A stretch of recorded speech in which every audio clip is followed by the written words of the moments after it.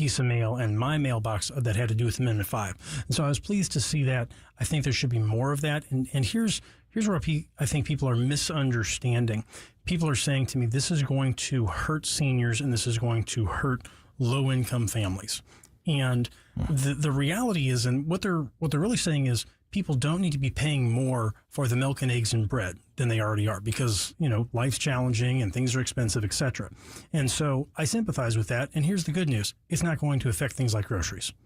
Now, what I tell people is I like to wear, these fun shirts that I pick up at Macy's. They have a house brand called Club Room, and there are all sorts of fun shirts. They got that squiggles on them, polka dots, paisleys, whatever. I like to, when I go and pick that up, I imagine that'll probably cost a little more. Yeah. But I'm making a choice. Right. That's the whole whole point of it. It's not coming directly out of your paycheck. Right. It's that tax is now on something that you're purchasing.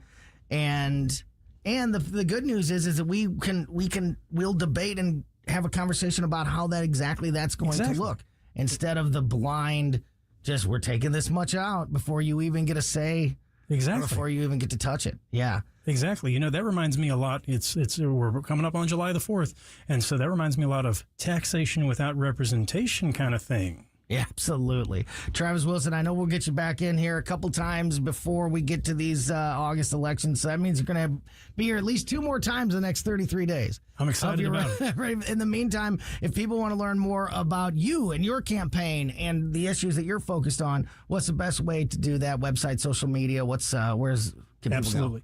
So the website is wilsonforstc.com. Wilson for S, and that's spelled out. So it's WILSONFORSTC.com. And then they can always also follow me on social media. I'm on Facebook. I'm on LinkedIn. It's Wilson for St. Charles. And so happy to always share updates. And at the very least, they can always give me a call. 314-540-1965. That's my personal cell phone number, 314-540-1965. Thank you so much, Tony. Yeah. Representative Travis Wilson, thank you for your time. As always, look forward to talking to you again very soon. Have a great holiday weekend, my friend. All right, that is going to do it for Colombo and Company this afternoon. Johnny and I will be back tomorrow at 2 o'clock. In the meantime, keep it here for Larry's commentary next. Then the Tim Jones and Chris Arps Show on News Talk STL. This spring into savings with Johnson Heating and Cooling.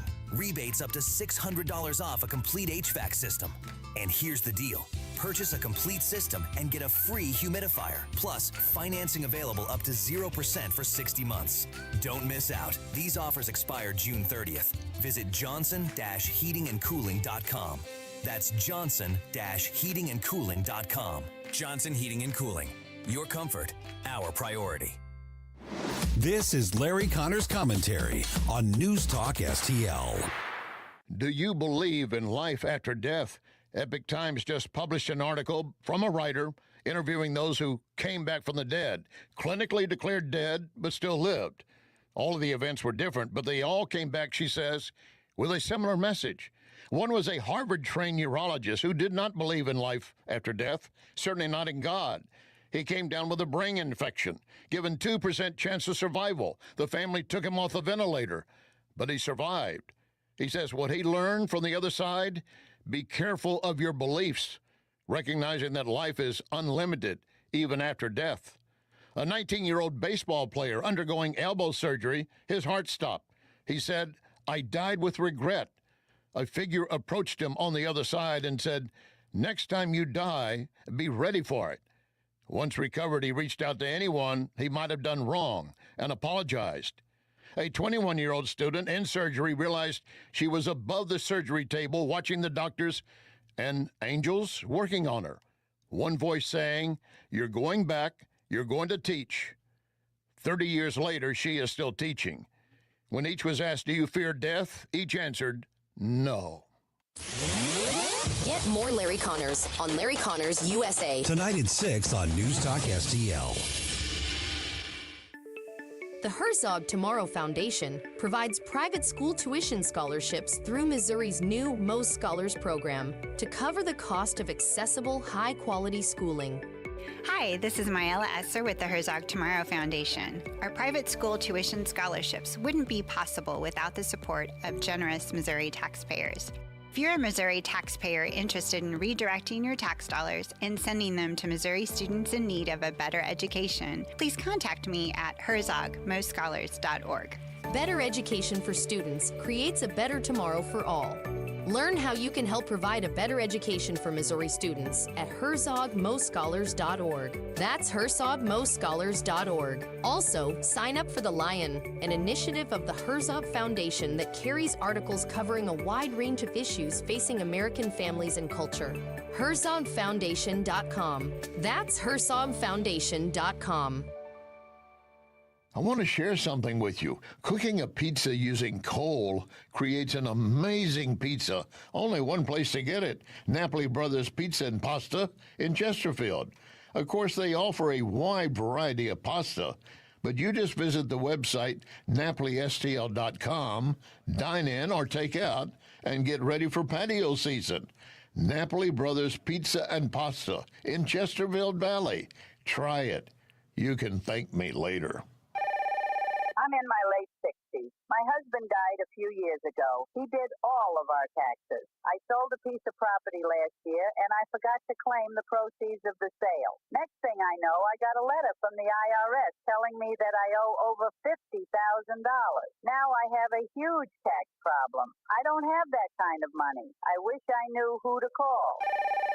If you sold property in the last calendar year or didn't claim all of your part-time or even retirement income, you could be in big trouble with the IRS. Call first before they send you a letter. If you've already got a letter, call. We'll help you file years of past tax returns and save you time and money. So call the tax doctor. The call is confidential and free. 800-240-4586. 800-240-4586. 800-240-4586. That's 800-240-4586. Producer Joey V of the Tim Jones and Chris Arps Show here, reminding you, don't waste a buck on movies that suck. Listen to Joey V's Movies Fridays at 5:45 for reviews you can trust. Brought to you by Harry J. Steakhouse, Freddy's Market, AAA Motor Speedway, and Best Buy Flooring. News, analysis, opinion. News Talk HD3 STL. Clay, K270BW Bellefonte, KNBS Bowling Green. This is News Talk STL at 1019, 94.1, and always streaming at NewsTalkSTL.com. News this hour from Town Hall. I'm Keith Peters in Washington. That dangerous heat dome is giving way to powerful storms and flooding concerns. Correspondent Ken Lorman reports. After days of dangerous record-breaking heat across the East Coast, Southeast, and Southwest, officials are reporting a rising death toll and say many victims were found in homes without air conditioning. The storms left nearly 1 million customers across several states without power and raised the threat of flash flooding as scorching temperatures give way to the threat of powerful storms, widespread outages, and flooding concerns. Ken Lorman reporting. While ringing the opening bell for the New York Stock Exchange, President Trump was extolling his new Trump accounts, where his administration deposited one-time seed contributions, $1,000 each, into the Trump accounts of over 500,000 American children. Children that are born without money, without any money. Great parents, they can have everything, can be great, but they have no money. They can become very wealthy children at 18, and they can flip it over, or their people can flip it over into other vehicles at a certain age so that they don't take it out. I would recommend they probably don't take it out, but they can have a lot of money, especially if the market continues. A 5-day preliminary hearing for the man accused of killing conservative activist Charlie Kirk is underway in Utah. Prosecutors are seeking to convince a state judge that they have enough evidence against 23-year-old Tyler Robinson to proceed to a trial. Robinson is charged with aggravated murder in the assassination of Kirk on the Utah Valley University campus last September. On Wall Street, the Dow up by 155 points. The Nasdaq rose 288. More on these stories at townhall.com. The following is a real-life story from Trinity Debt Management. When I was feeling the stress of too much credit card debt, I looked at two different options, debt settlement and debt management. They may sound the same, but guess what? They're not. Debt settlement seemed like a quick fix, but I found out it would destroy my credit, create tax headaches, and hit me with huge fees. They actually told me to stop paying my bills. No way, not me. Then I turned to a debt management plan developed by the team at Trinity. They worked with my creditors, lowered my payments, reduced my interest, saved me thousands, and paid off my debt. And Trinity is a Christian company, which is important to me. If credit card debt has you down, call Trinity at 1-800-990-6976. My name is Heather. Please forget debt settlement and remember Trinity Debt Management. 1-800-990-6976. From the News Talk STL Weather Center. I'm First Alert 4 Chief Meteorologist Steve Templeton. More near normal heat for Tuesday. It is a little bit hotter in the upper 80s, 70 for the low, 87 for the afternoon high, but not excessive heat or humidity. That's nice. There is a 10% chance for a little spot shower, thunder shower in the afternoon to early evening. And then we do that again on Wednesday. 10% chance for a spotty shower, otherwise a high of 89 as it continues to heat up a little bit as the week goes on for Wednesday. That's the latest from the First Alert 4 Weather Center. I'm Chief Meteorologist Steve Templeton. This hour of News Talk STL brought to you by Window World of St. Louis. For replacement windows, doors, and siding, call 800-GET-WINDOWS. That's 800-GET-WINDOWS. Hey, Colombo here for Intervine, a great local company that has customers all across the country due to the quality of their products. Intervine has the best flashlights, lanterns, headlamps, and even batteries, including the new Monster 2000 Lumen waterproof lantern and the Sentinel 2000 self-defense flashlight. Our home and vehicles are full of great Intervine products, and right now you can shop their website and get 25% off your entire purchase just by using my name, Tony, as your promo code. That's promo code Tony at Intervine.com. At Body of Health, we're a small but mighty family operation with big ambitions for your health. I'm Helene Tobler, and I'm jazzed about how our MRI-grade body composition analyzer is putting personalized health and wellness on steroids. It helps me and Dr. Tobler, that's my husband, refine the advice we give to help you feel better and live longer. Body of Health, trusted, discerning, affordable health care the way it ought to be. Learn more at bodyofhealth.com. That's bodyofhealth.com. Conservative talk for St. Louis. It's your patriotic right and duty. The government needs to step up and do its job. This is News Talk STL. It's well-balanced conversation. News, analysis, opinion.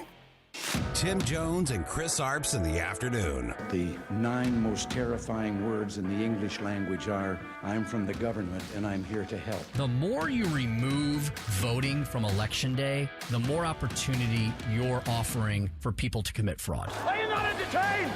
Are you not entertained? I think the Democrats are so short-sighted in this tactic they have now. They just cheat at any cost to win elections. Nobody stands up. These people are crazy. I'm telling you, they're crazy. What are we doing wrong here? As a former leader in the House, I think you can put your finger on it. It's called leadership. We don't have it. Tim Jones and Chris Arps.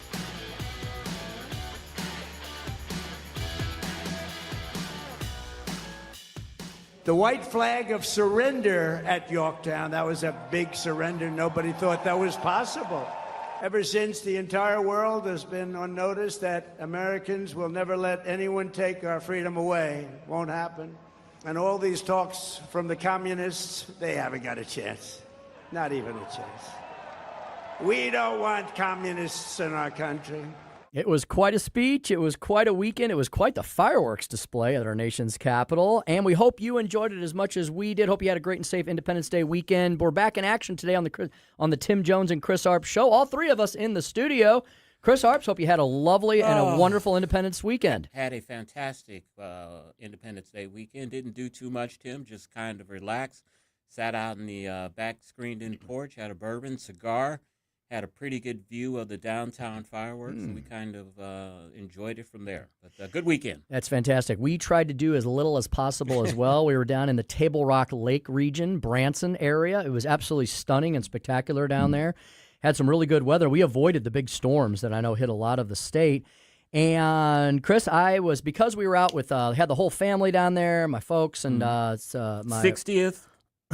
No, not my parents. Yeah, that was Suzanne's parents. Right, they had their 60th. Suzanne's parents had their 60th. Right, yeah, right. my parents' 60th will be in about 3 years. Okay. So, but we were down there with my brother-in-law and my sister. My brother drove in from Kentucky with one of his kids, and we had my daughters. We had a nice time. And because we were there just hanging out, staying up late every night and all that, Chris, I actually saw the D.C. fireworks, which didn't start until 10:45 p.m. our time. Yeah. They started in D.C. on the 4th, and they were so long, they went into the 5th of July. A 1-hour-long fireworks display. They were trying to break the world record. I didn't hear if they did or not. Allegedly, they were going to shoot off 840,000 fireworks in a 60-minute period.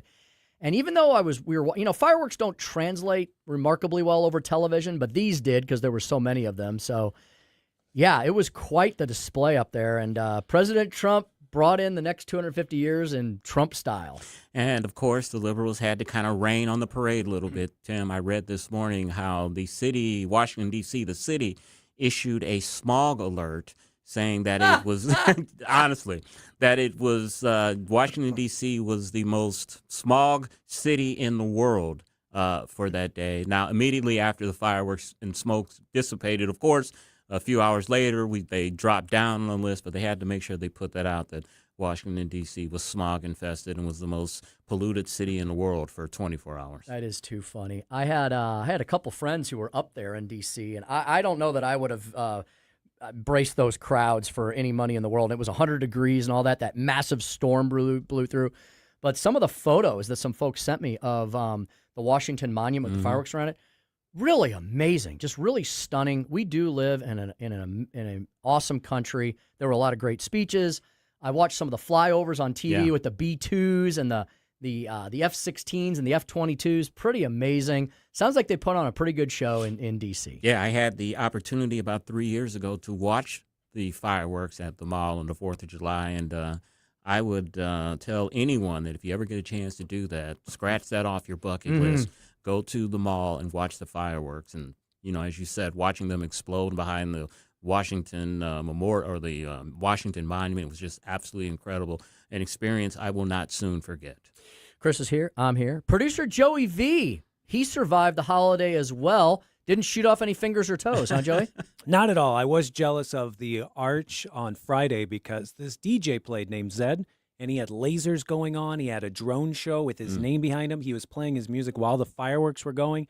And I thought that'd be so cool if I was down there. And I almost went down Saturday, and then it rained. I said, I don't want to stand in the mud. Never mind. I saw the video that Becky showed me over the weekend. That was an incredible show. Yeah, I'm glad that, and Chris, I don't know if, I hate to bring it up, but it's over now, but I didn't hear of any bad stuff happening necessarily. Everybody was okay, or was there a murder count this weekend? It got a little rough in North County.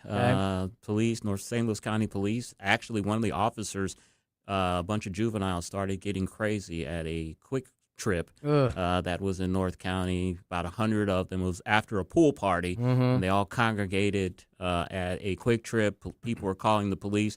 A county officer actually shot into a car and injured a couple of youths. I don't think that it was life-threatening, but you can see the video online. It's an absolute mayhem. And remember, we talked about how Kara Spencer was putting in a curfew for downtown. That was instituted on July 3rd. 49 juveniles were arrested. So curfews work, and I think that kept the mayhem from happening downtown, and it spread out to North County. Well, less carnage and chaos for the Independence Day weekend is a good thing indeed. And Chris, I don't know if you saw this headline this afternoon, but I just got 2 email alerts, one from National Review, and there was also a huge headline up at Fox News. Chris, Senate Republicans are smiling a little bit brighter this afternoon. There have been explosive new sexual assault allegations levied against Graham Plattner that may have caused him to cancel multiple events that he was supposed to hold over the weekend.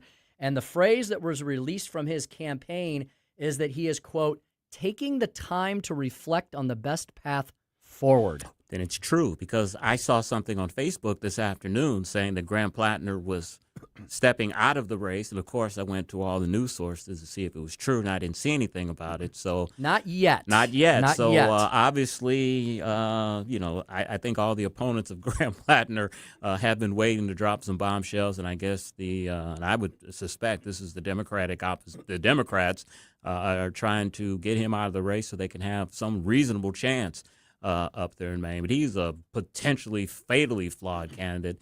And the Democrats in Maine nominating him was absolutely amazing to me that they would do that. But look, they wanted to, latch on to this socialist wave that is sweeping the Democratic Party, and they've got this guy. They got a real scumbag. And you know what? Democrat Senator John Fetterman, who has nicknamed Graham Plattner P. Hustle. That's his nickname. Oh, it's his nickname. He used that on one of those sites that the pedophiles go to.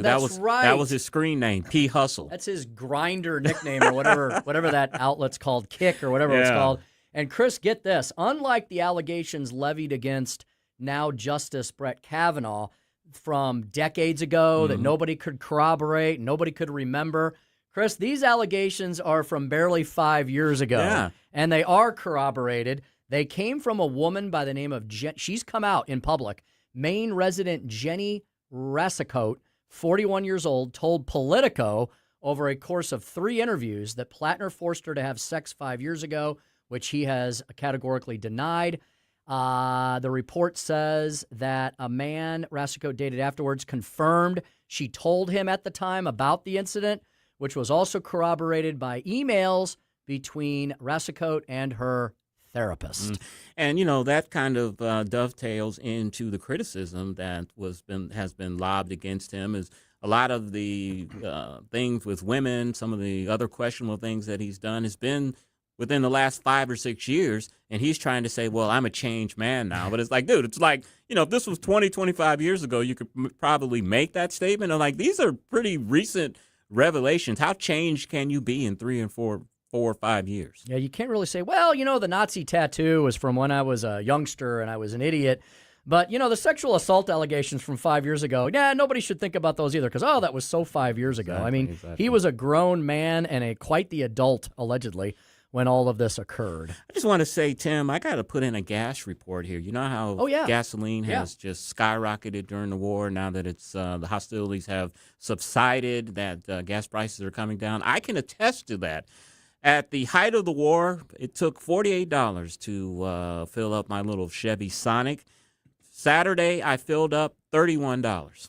Wow. And before all the hostilities started, it only took about $28. So about $3 above from where it normally was. And remember, all the liberals kept telling us in the media that it's going to take months and months and months before we get down to pre-war gasoline levels. Well, for Chris Arps personally, they are at pre-war levels already. You feel like you got a raise. I do. And to prove your point, West Texas crude today coming in below $70 a barrel. Yeah.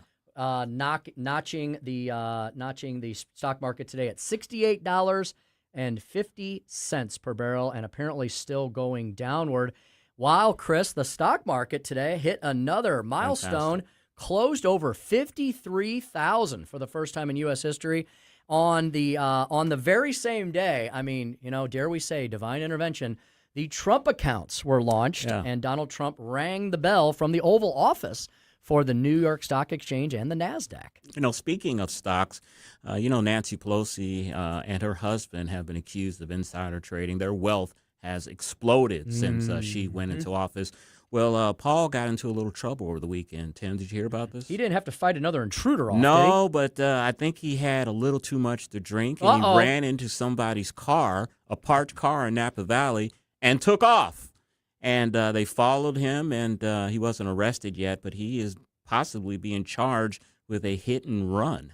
I don't want to spread misinformation, but isn't this a problem hasn't he done this before? I think so. I think he has hit a car before and took off. And, this is the second time. I think he's got an issue with drinking and driving, and You know, they don't call her Martini Pelosi for anything. I think it runs in the family, apparently. It says here, Tim, a witness watched a brown convertible head north, strike an empty and legally parked car, tear into its rear, and shove one tire over the curb, then pause briefly before fleeing. That was in the police report. So Paul Pelosi on the lam.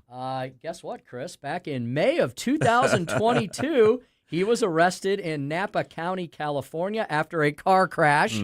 He later pled guilty to a misdemeanor charge of driving under the influence of alcohol, causing injury, and he was sentenced to 5 days in jail. Paul Pelosi went to jail? 3 years of probation and a drunk driving program. So it looks like he's going to be back in trouble once again. But it kind of makes you think. I mean, if you were married to Nancy Pelosi, wouldn't that drive you to drink? Be nice. We've got a jam-packed show for you here today. Of course, we have to talk about all the international and national security news of the day. Jim Talent taking a long weekend holiday. Jim's in Napa Valley, Tim, for a Reagan Institute event. And I told him to have a Chardonnay for me while he's there. Maybe he'll run into Paul Pelosi. Maybe, who knows? It was in the same town. Jim Talent is out and about doing the Lord's work all across the country, trying to save California from itself. We're going to be joined by Brent Sadler. I think, have we spoken to Brent Sadler before, Joey? That name sounds familiar. I checked every podcast we've ever done since we started for 5 years, and he hasn't been on for 3 years. Oh, wow. So we have had him. So he's been on the station. I guess he's an expert in submarines, so maybe he's just been underwater. And now he's poked his head back up. He's a submariner. Well, what a perfect time to have Brent on. China conducted a rare submarine launched ballistic missile test. We're going to ask Brent Sadler of the Heritage Foundation what that means for world order or disorder. We'll also ask him for an update on the situation in the Middle East. Chris, many are asking, many retired generals are asking whether or not it is time to renew kinetic activity with Iran, because they're just apparently not willing to uphold any parts of the agreement that we allegedly struck with them. Yeah, they're chilling this week because they're having the state funeral for the Ayatollah Khamenei. They're having people in the streets parading his coffin throughout the streets. So they promised that they weren't going to initiate any hostilities this week. Yeah, as they chant death to America. Exactly. And they want to murder Donald Trump. So that'll be at 4:25. Hey, Chris, what's coming up at 4:45 on Chris's Corner? Yeah, the real population crisis, Tim, nobody wants to talk about. You know, we talked to Dave Stokes last week about why the St. Louis School District is losing population. And, of course, the school districts are terrible and people are moving out, but also people aren't having children. And that's not just a United States or a local phenomenon. It's happening worldwide. We're going to talk about that on Chris's Corner at 4:45. Glad you're bringing that up. That's a very important story that definitely is kind of been in the background of the last few years. And so I'm glad you're bringing that up at 4:45. 5:07, kind of wrapping up Independence Day weekend, the land of the free because of the brave. Found some very interesting things about America 250 as we embark on the next 250 years of our nation's history and hopefully many more decades to come, centuries to come. At 5:25, we'll speak with Susie Moore. She's back in action today. She was back on the morning show this morning. She'll join us this afternoon talking about some Trump appeals court victories in the battle over National Park historical displays. Chris, Donald Trump was in South Dakota over the weekend at Mount Rushmore. On the 3rd of July, celebrating you mentioned this last week. The opening of the Teddy Roosevelt Library there in North Dakota, South Dakota. Which one is it? I can't ever remember where. South Dakota, I think, yeah. My daughters have a joke about North Dakota. They say it's not a real state. They say no one really They're all lives the there. same to me. Yeah, Grover calls them the big square states out west. So that'll be at 5:25. And then, Chris, what's on tap for 5:45? Tim, he's back. And he has a new radio show in New York. Oh. I will tell you who that is at 5:45. Well, I am intrigued. Macy, this is going to surprise you. Hey, I am intrigued. Hey, before we go to break, also, United States soccer team got a bit of good news. Donald Trump and the Commerce Secretary intervened with FIFA, whatever the hell it's called, and our top player will play in the game tomorrow evening. So that's good tonight. news. It's tonight. Tonight. Oh, it's tonight. Yeah. So he will play in that game. Go President Trump. Very exciting. And have you seen some of the memes on this? No. The best one is the player that was given the red card.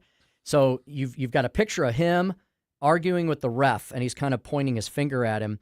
But the meme is they literally put a Trump card in his hand, face of Donald Trump. against the red card from the ref. So he's like, and the meme is the trump card always wins.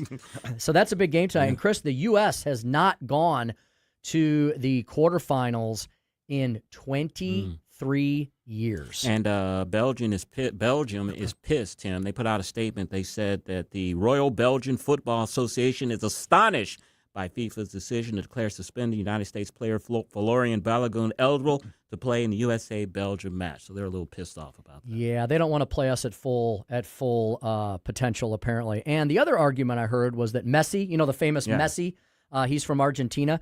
Apparently, he did the exact same thing during one of his matches that the American player did. And, of course, he's Messi. He was not given a red card. So I think a lot of these red card, yellow card things are very subjective. Apparently they went back, Chris. They looked at all the videotape, and they said, yes, we made a mistake here. And this is not the first time. The French Football Federation asked FIFA to overturn a yellow card against Michael Elise, a penalty he got in the Paraguay game. That was overturned, and British Prime Minister intervened to help FIFA from changing the time of the England-Mexico match. So FIFA put a little political pressure on FIFA, and they will relent, looks like. Look at Chris and I. We know nothing about soccer, and we just talked for 5 minutes about it. It's a big deal. Yeah, it is a big deal. Hope you all enjoy the game this evening. All right, and to help you get up to the big game, we're going to have a big show for all you all. Chris and I and Joey, we're going to be joined by Brent Sadler next, Senior Research Fellow at the Heritage Foundation, expert in naval warfare and advanced technology. Talk to him about China, the Middle East, Russia, and more on the Tim Jones and Chris Arps Show. Happy Monday, 101.9, 94.1 News Talk STL.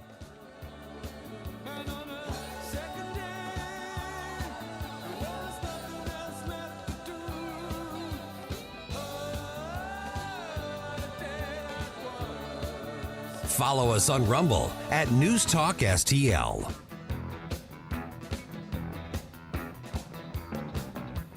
From the News Talk STL Weather Center. I'm First Alert 4 Chief Meteorologist Steve Templeton. More near normal heat for Tuesday. It is a little bit hotter in the upper 80s, 70 for the low, 87 for the afternoon high, but not excessive heat or humidity. That's nice. There is a 10% chance for a little spot shower, thunder shower in the afternoon to early evening. And then we do that again on Wednesday. 10% chance for a spotty shower. Otherwise, a high of 89 as it continues to heat up a little bit as the week goes on for Wednesday. That's the latest on the First Alert 4 Weather Center. I'm Chief Meteorologist Steve Templeton. Free speech is alive and well in America right here. It's about time somebody stood up for true American values. What this country needs is some backbone. Finally, a president who wants to make real change. 101.9 and 94.1 News Talk STL. Chad Hansen had to cut his 4th of July Independence Day weekend holiday a little short. That's the kind of guy he is. He makes sure that when nature calls, as it did this weekend here in the Heartland, Hansen's is going to respond and be there for you. Chad had to pack the family up a little bit early and get back to the St. Louis. Well, actually, he had to head back up to the Lake region first and then back to St. Louis. Hansen's Tree Service at hansenstree.com can help you with all of your storm tree needs. They service eastern Missouri. That means St. Louis, City of St. Louis, County of St. Louis, all of our collar counties, and we always mean Lincoln and St. Charles and Franklin and Jefferson, and they'll even go out a little further if you ask them nicely. They also take care of the folks at the lake, and boy, did the folks at the Lake of the Ozarks need a lot of help after those massive storms rolled through on 4th of July afternoon, caused a ton of damage, but Hansen's has the big boy and big girl toys to make quick work of the matter. hansenstree.com is the website you need to go to. The emergency service line is up there. That works weekends, holidays, after hours, whenever you need them, because Hansen's knows that, Mother Nature sometimes doesn't call during business hours. What does Hansen's do? Yes, they provide tree care. They can provide storm damage care. They also do green resource recycling. They do grinding and land clearing. They can help you clear out that new piece of property you buy, whether maybe you bought a piece of farm property, maybe you bought a little lake house property, whether it's a little cabin or a McMansion. They can take care of any job, big or small. I'm going to have the Hansens out. I have a tree that just got hammered by the cicadas last year, and it looks a little worse for wear. So I'm like, okay, can this thing be rehabilitated or not? Well, the Hansens arborists are going to tell me. And I hope we don't have to take it down, but if we do, we'll replace it, and the Hansens can help you with that as well. They can take out stumps. They can provide mulch. They have awesome mulch at Hansens. So much can be done online at hansenstree.com. You can order mulch online, apply for hassle-free estimates. 6 months same as cash financing for approved customers, and so much more. Tons of 5-star reviews that pop up when you hit the website. I'm watching them cycle through right now. So whatever you may need, whether it's in good times or bad, give the folks at Hanson's a holler. Look them up at hansonstree.com. That's hansonstree.com. Tony Colombo here for Gutter Pros and Exteriors, your all-in-one service team that brings years of experience and quality that's affordable right to your doorstep. Christine and I discovered Gutter Pros and Exteriors when we bought our home and inherited a gutter problem. And they've also repaired siding damage on our home because along with gutter repair, gutter installation, and leaf protection, the Gutter Pros team are also the best for repairing other exterior damage, including fascia, soffit, and all siding repair and installation. Learn about all the ways Gutter Pros and Exteriors can help your home or business right now at gutterpros.com. News Talk STL is celebrating our 5th birthday. And we're giving away a limited edition News Talk STL America 250 t-shirts. It's exclusive, it's collectible, and it could be yours. Just head to newstalkstl.com to register. News Talk STL. Happy birthday to us, and good luck to you. Hey, it's Susie Moore for Window World. Did you know that in just over the last 20 years, Window World of St. Louis has improved the look and thermal efficiency for over 80,000 customers in St. Louis? Plus, Window World windows come with a lifetime warranty that covers all parts, glass breakage, and labor. And now, Window World is offering 36 months, same as cash financing with approved credit. Call them today at 800-GET-WINDOWS for a free in-home, no-pressure estimate. That's Window World at 800-GET-WINDOWS. They're the preferred window of the St. Louis Blues. This hour of Jones and Arps is brought to you by Stifel. Contact your Stifel financial advisor at stifel.com. That's STIFEL.com.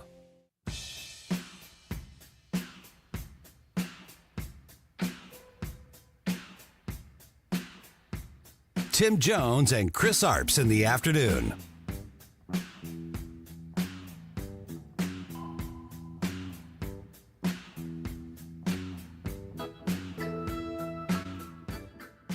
Australia was given just hours warning before China launched a nuclear-capable ballistic missile with a dummy warhead in the South Pacific. China's state-owned Xinhua news agency reported the test had been carried out by one of its nuclear submarines at 12:01 p.m. today, stating it landed precisely within the designated waters, while further insisting it was not directed at any specific country or target.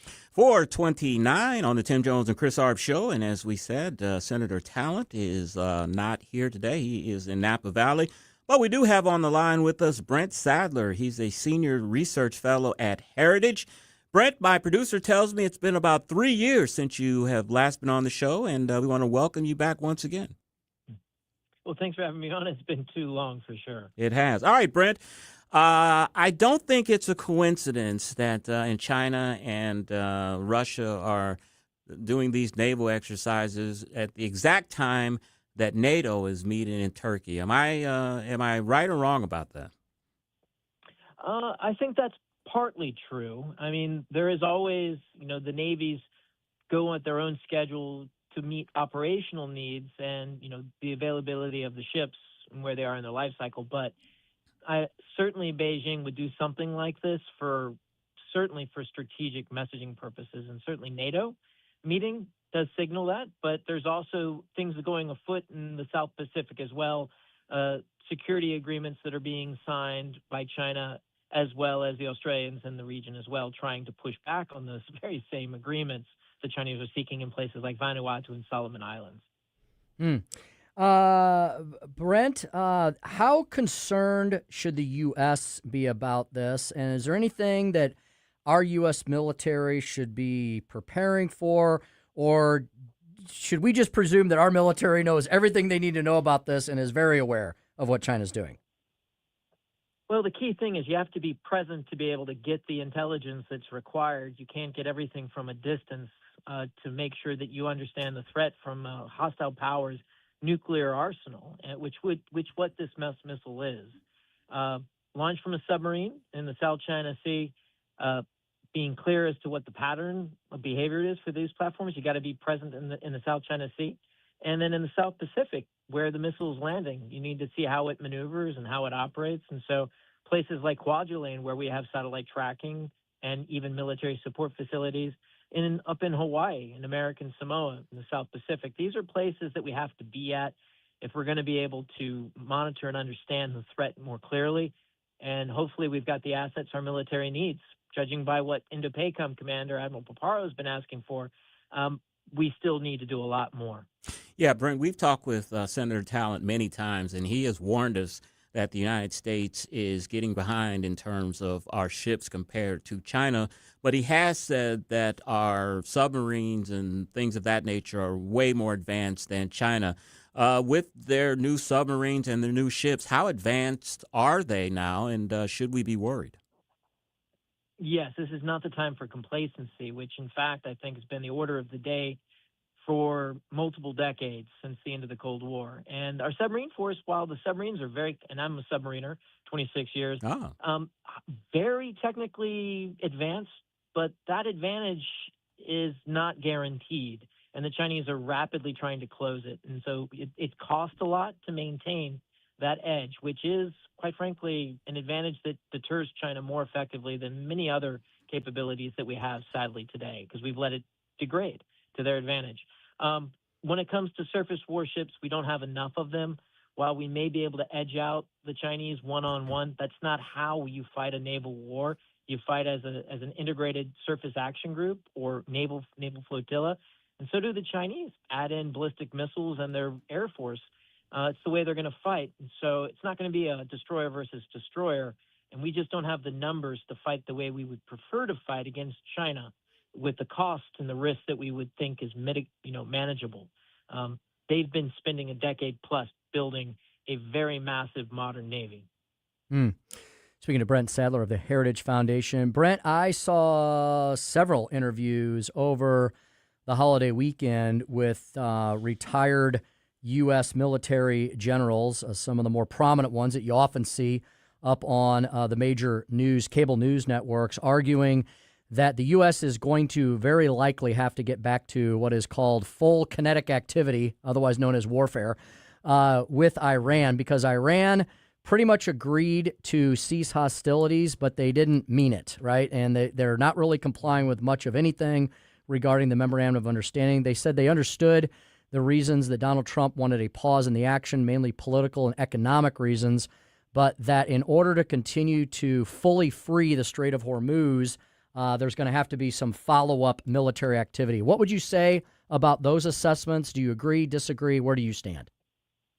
Well, I think it needs to be a little bit more nuanced. I mean, we are effectively like the Godfather movies, trying to make an offer that the Iranians can't refuse. And so you can't just say goodbye and then walk out the room and then just start bombing, because you want to be able to you don't want to have to go all that distance. You're going to destroy the people you're trying to enable in Iran to take their country back or harm them unnecessarily.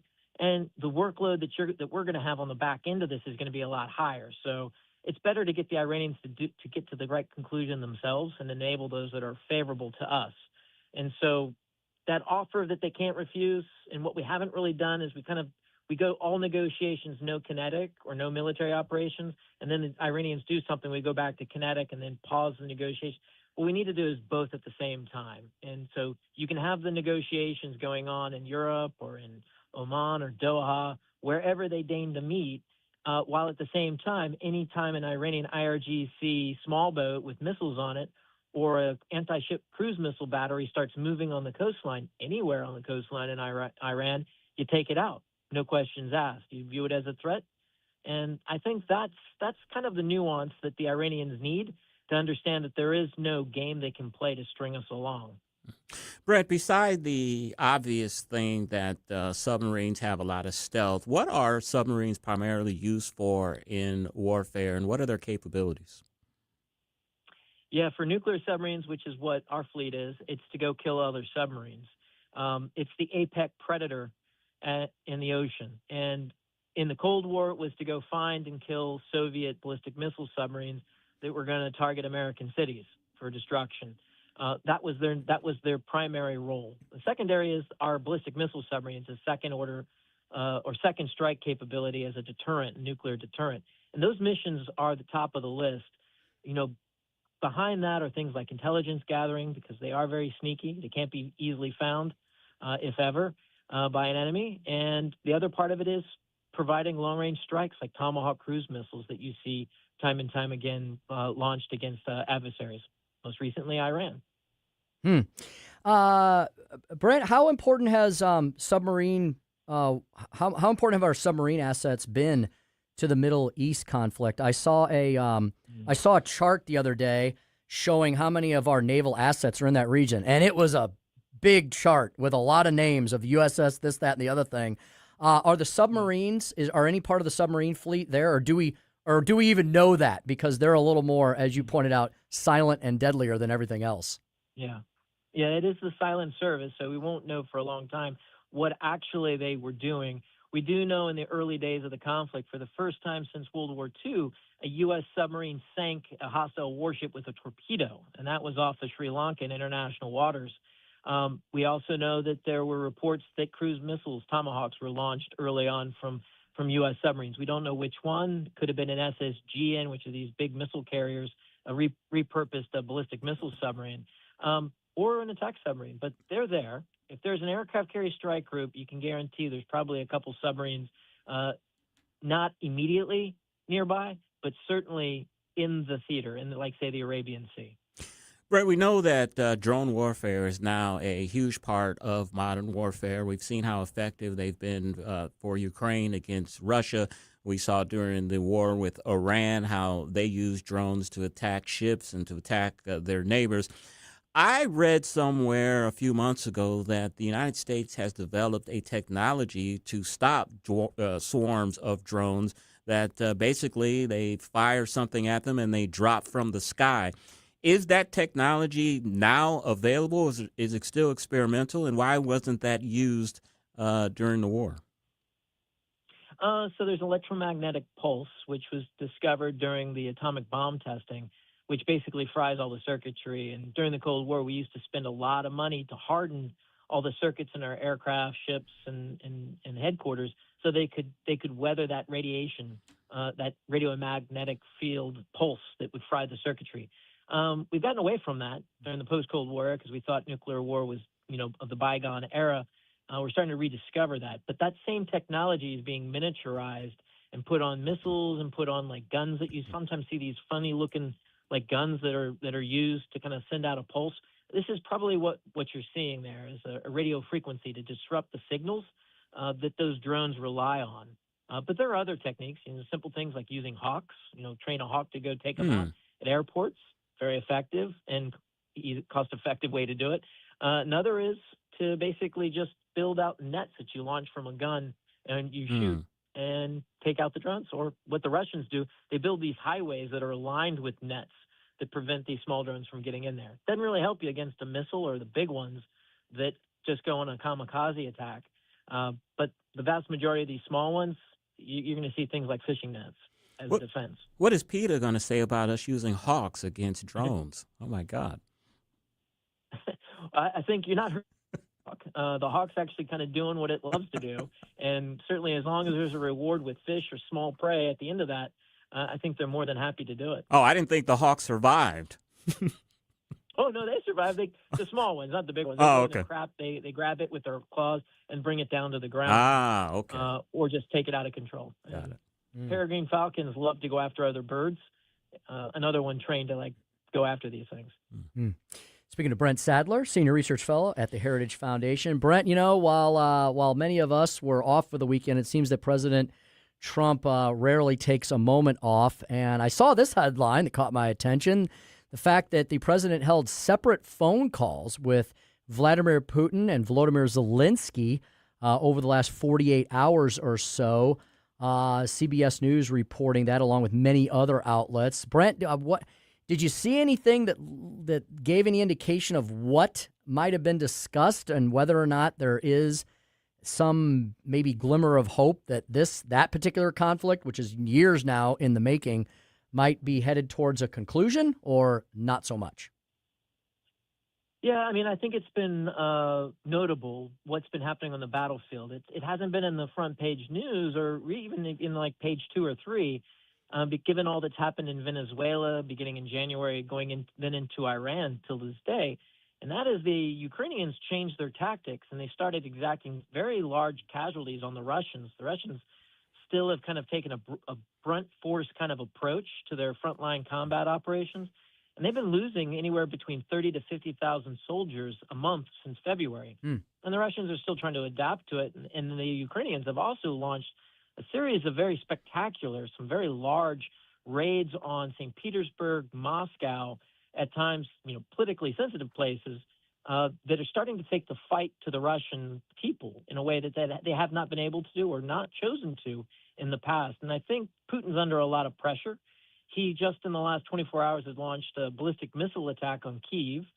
They don't launch very big mass salvos. They don't have that capacity for these conventional strikes like that. But I think the Russians are starting to feel the pain. The Ukrainians have been targeting oil refining. So this is, you take the crude oil, you turn it into gas you can put in your tank or your aircraft or your commercial car, civilian cars, and it's actually having a toll on the Russian economy and the ability for them to move material as well as people, being troops, but also to keep the lights on in the factories. And so the pressure has been picking up. And so it'd be interesting to see if in that phone call, though we're not going to know for sure, at least for a few more days, whether or not Putin is receptive to finding an off-ramp. Brent, before we let you go, is there an article there on heritage.org that you'd like to direct us to and to learn more about your area of expertise? Well, a lot of the stuff I've been doing is focused on the maritime and the shipping and the shipbuilding, and there's hopefully a lot of that coming forward in the next few weeks in Congress with the Ships for America Act, and also from the White House with its budget, but also pretty much a national program to revitalize our shipping and shipbuilding. So there's more to come. If you read it on heritage.org, you can find all my most recent writings. Just find me in the experts list of Brent Sadler. That's Brent Sadler, Senior Research Fellow at Heritage. He's at heritage.org, and on X, Brent D. Sadler. Brent, thank you so much for your time. Enjoy the conversation. Great, and have me back sooner than 3 years. We will. We will. All right, 443, Chris's Corner, the real population crisis nobody wants to talk about. That's next on 101.9 94.1 News Talk STL.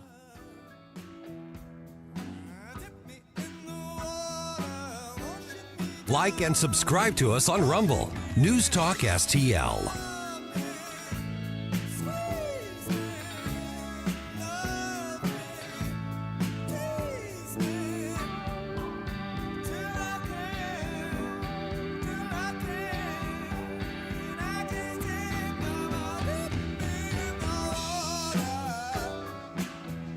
From the News Talk STL Weather Center. I'm First Alert 4 Chief Meteorologist Steve Templeton. More near normal heat for Tuesday. It is a little bit hotter in the upper 80s, 70 for the low, 87 for the afternoon high, but not excessive heat or humidity. That's nice. There is a 10% chance for a little spot shower, thunder shower in the afternoon to early evening. And then we do that again on Wednesday. 10% chance for a spotty shower. Otherwise, a high of 89 as it continues to heat up a little bit as the week goes on for Wednesday. That's the latest on the First Alert 4 Weather Center. I'm Chief Meteorologist Steve Templeton. On the next, Larry Connors, USA. The story behind the story. The times I've been involved in self-censorship. Numerous times in my career. Larry Connors, USA. Now, weeknights 6 until 8 on News Talk STL. Hey, when it comes to banking, bigger isn't always better. Sometimes what matters most is having a banker who knows your name, that understands your goals, and can actually make decisions right here in our community. That's why News Talk STL is proud to partner with Royal Banks of Missouri. For more than 60 years, Royal Banks has been serving families, businesses, and neighborhoods throughout St. Louis as an locally owned independent community bank. Whether you're looking for a mortgage, a business loan, wealth management services, or simply a better banking experience, Royal Banks delivers personalized service you just don't find at the mega banks. They've continued to invest in our region, expanding their footprint while staying committed to the communities they call home. If you're tired of feeling like just another account number, maybe it's time to bank local. Visit Royal Banks of Missouri online at royalbanksofmo.com or stop by one of their convenient locations, or you can give them a call at 314-212-1500. Royal Banks of Missouri, investing in our communities, one client at a time. Member FDIC, equal housing lender. This is Kurt Barr, Director of Elections for St. Charles County, reminding you that your vote counts. Every polling place in St. Charles County is equipped with accessible voting systems for voters with disabilities. If you'd like to use that option, just let the election judge team know when you check in. The equipment is there so you can cast your own ballot with privacy, independence, and confidence. Every voter has the opportunity to cast a secret ballot. For official election information, visit sccmo.org/elections. To everyone who serves and sacrifices, this one's for you.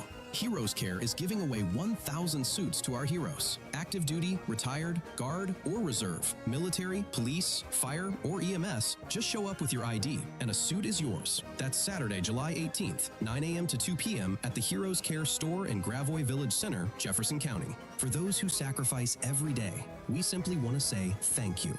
Details at heroescare.org. Heroes Care, honoring those who serve.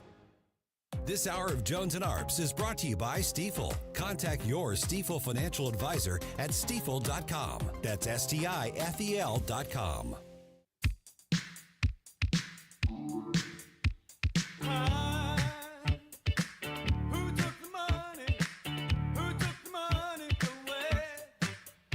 You're listening to Tim Jones and Chris Arps.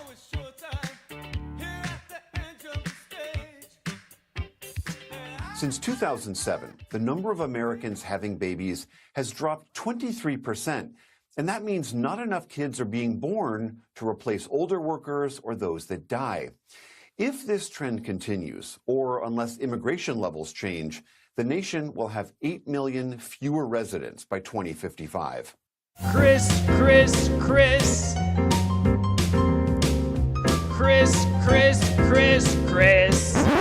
And if you don't know, now you know. And now, Chris's Corner. The real population crisis nobody wants to talk about. Japan's fertility rate has fallen to a record low. For the first time in modern history, fewer than 700,000 babies were born in Japan in a single year. The country's fertility rate now stands at just 1.15 children per woman, far below the 2.1 needed to maintain a stable population. Deaths outnumber births by nearly 1 million people annually, and Japan isn't alone. More than 2/3 of the world's countries now have fertility rates below replacement levels. The United States is below replacement level. Most of Europe is below replacement level. South Korea, Italy, Spain, Germany, and many others are facing the same challenge. Even America's fertility rate has fallen to a record low. Yet despite these alarming numbers, our political and cultural leaders seem reluctant to discuss the deeper causes. We're told the problem is economics. We're told it's housing costs. We're told it's child care expenses. Those facts matter, but they don't tell the whole story. The reality is that we're living through a cultural transformation unlike anything in human history. Young people are marrying later or not at all. Many spend time interacting through screens and building real-world relationships. Social media, dating apps, online entertainment, and virtual communities have increasingly replaced the face-to-face interactions that once led to courtship, marriage, and family formation. In many countries, young adults report unprecedented levels of loneliness, despite being more digitally connected than any generation before them. And then there's another factor that many politicians and media outlets are unwilling to discuss. For more than 50 years, much of the Western world has normalized abortion as a routine solution to unintended pregnancy. Regardless of where you stand politically, millions upon millions of potential births have not occurred because of abortion. In the United States alone, there have been tens of millions of abortions since Roe v. Wade in 1973. It would be intellectually dishonest to discuss declining births without acknowledging that reality. Now, abortion is not the sole cause of declining fertility, not even close. The bigger issue is that our culture increasingly treats children as optional accessories rather than blessings, marriage as a lifestyle choice rather than a social institution, and family formation as something that can always be postponed until later. But later often never comes. The result is what we're seeing today: aging populations, shrinking workforces, fewer taxpayers supporting more retirees, growing dependence on immigration to fill labor shortages, and nations increasingly worried about their long-term survival. Japan has become the poster child for this demographic crisis, but the warning signs are visible throughout the developed world. The question isn't whether declining birth rates matter. They do. The question is whether we are willing to confront the cultural forces driving them. Because no amount of government spending, tax credits, or child care subsidies can solve a problem if a society no longer values marriage, family, and children. A civilization's future depends on its willingness to create the next generation. And right now, much of the developed world is struggling to do exactly that. And that is Chris's Corner. Mm-hmm. Culture is upstream from pretty much everything else, and there's been a huge shift in our culture, not just in the U.S., but apparently, to the point you just made, around the world. I mean, just think about that, Tim. Japan only had 700,000 births, not even 1 million births. And they've been talking years about they have an aging population. But that's just amazing to me. They didn't even have 1 million people born in their country, and it's a country of tens of millions of people. And another to underscore the points about declining populations and families and such, it caught me literally off guard yesterday when we went to a Catholic church in Branson for Mass, Sunday morning Mass, and there were 3 families in front of me, one to the left and 2 to the right, and they each had at least 5 or 6 kids. And you know how that would catch you off guard in today's world, because you don't see that anymore. No, you don't. This one family, I couldn't tell how many were the kids, because there was one that was obviously married because one of the young ladies was pregnant. Mm-hmm. So I was assuming that was, the kids looked like stair steps. Yeah. But the oldest son was married because he had a wedding ring on, and so did the lady standing next to him who was pregnant. So I think that family had maybe 6 kids, and then, okay, they're already starting the third generation, which is great. And then to my right, there was 2 younger families. Like, these were all little kids, and they were running all over the place. That's why I couldn't quite count them, because they weren't sitting still very much. But it was kind of heartwarming to see, because you do not see large families, even amongst Catholics, right? That was the old joke. Yeah. Irish and Italian Catholics, they have a bazillion kids. But I was glad to see that, Chris. Maybe there is a little bit of a reawakening as we're seeing in the younger generations with a lot of things. There better be, or we're going to have trouble running the economies of tomorrow. I'll tell you another population that has a lot of children, too, and I see this because I live in a Orthodox Jewish community in U City, and you see Orthodox Jews. They have 5, 6, 7 children as well. So we need Orthodox Jews and Catholics. I guess they're going to replenish America's population. We could do worse. We could do worse. And remember when we were in Israel? Remember what they told us over there? Yeah. It's a matter of survival. We were like, wow, you all, like, a lot of them said, hey, I've got 3 kids, I've got 4 kids, I've got 5 kids. We're like, I didn't know that Israelis were repopulating at such a clip. They were like, for us, it's a matter of national security. Yeah, it's national security, and it's just part of their culture as well, because Jews make up less than 1% of the world population. So that's something that's been within their culture, is to make sure you have a lot of children so you can carry, Jewishness, if that's the word, forward, because there's not a lot of us in the world. Segue into another big story this week, Tim. The murderer, Tyler Robinson, who allegedly, let me put it that way, allegedly murdered Charlie Kirk. He is having a week-long preliminary, I guess they call it a trial or a hearing. This week. He is open to the death penalty for this case. Charlie Kirk's widow, Erica, and his family are going to be in the court this week. That should be very interesting television, because it will be televised. Oh, that part's going to be televised, huh? Yeah. That'll be very interesting. This may be one of the most watched courtroom dramas since the O.J. Simpson trial. And I just hate, too, because you're going to have all the conspiratorial people out there who claim that Tyler Robinson didn't murder Charlie Kirk, that it was the government or some other forces. Did you hear the latest? No. The latest conspiracy, and I only knew this because somebody told me on a Signal chat, and I was like, what? The latest conspiracy theory, Chris, is there was an explosive device in Charlie Kirk's microphone, and that's what killed him. Okay. Yeah. So how does an explosion make blood squirt out of your neck, like from a projectile? And why has no one mentioned that as far as the forensic materials that were gathered at the scene? Yeah, exactly. Well, everybody's in on it, right? Everybody's always in on it. Isn't it amazing, Chris, how everybody's in on it except for some dude in Sri Lanka on the internet, Yeah. Exactly.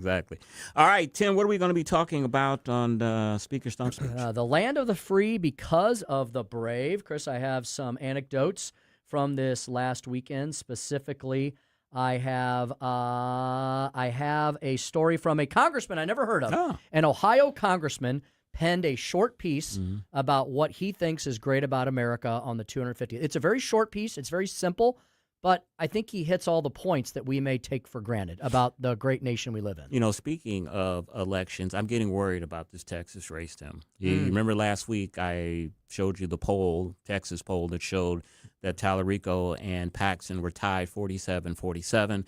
Well, I got an email today from the Paxton campaign saying that we are tied and that we need you to chip in some money for this campaign. Chuck Schumer feels that he's got a potential Senate flip, and so we need you to chip in.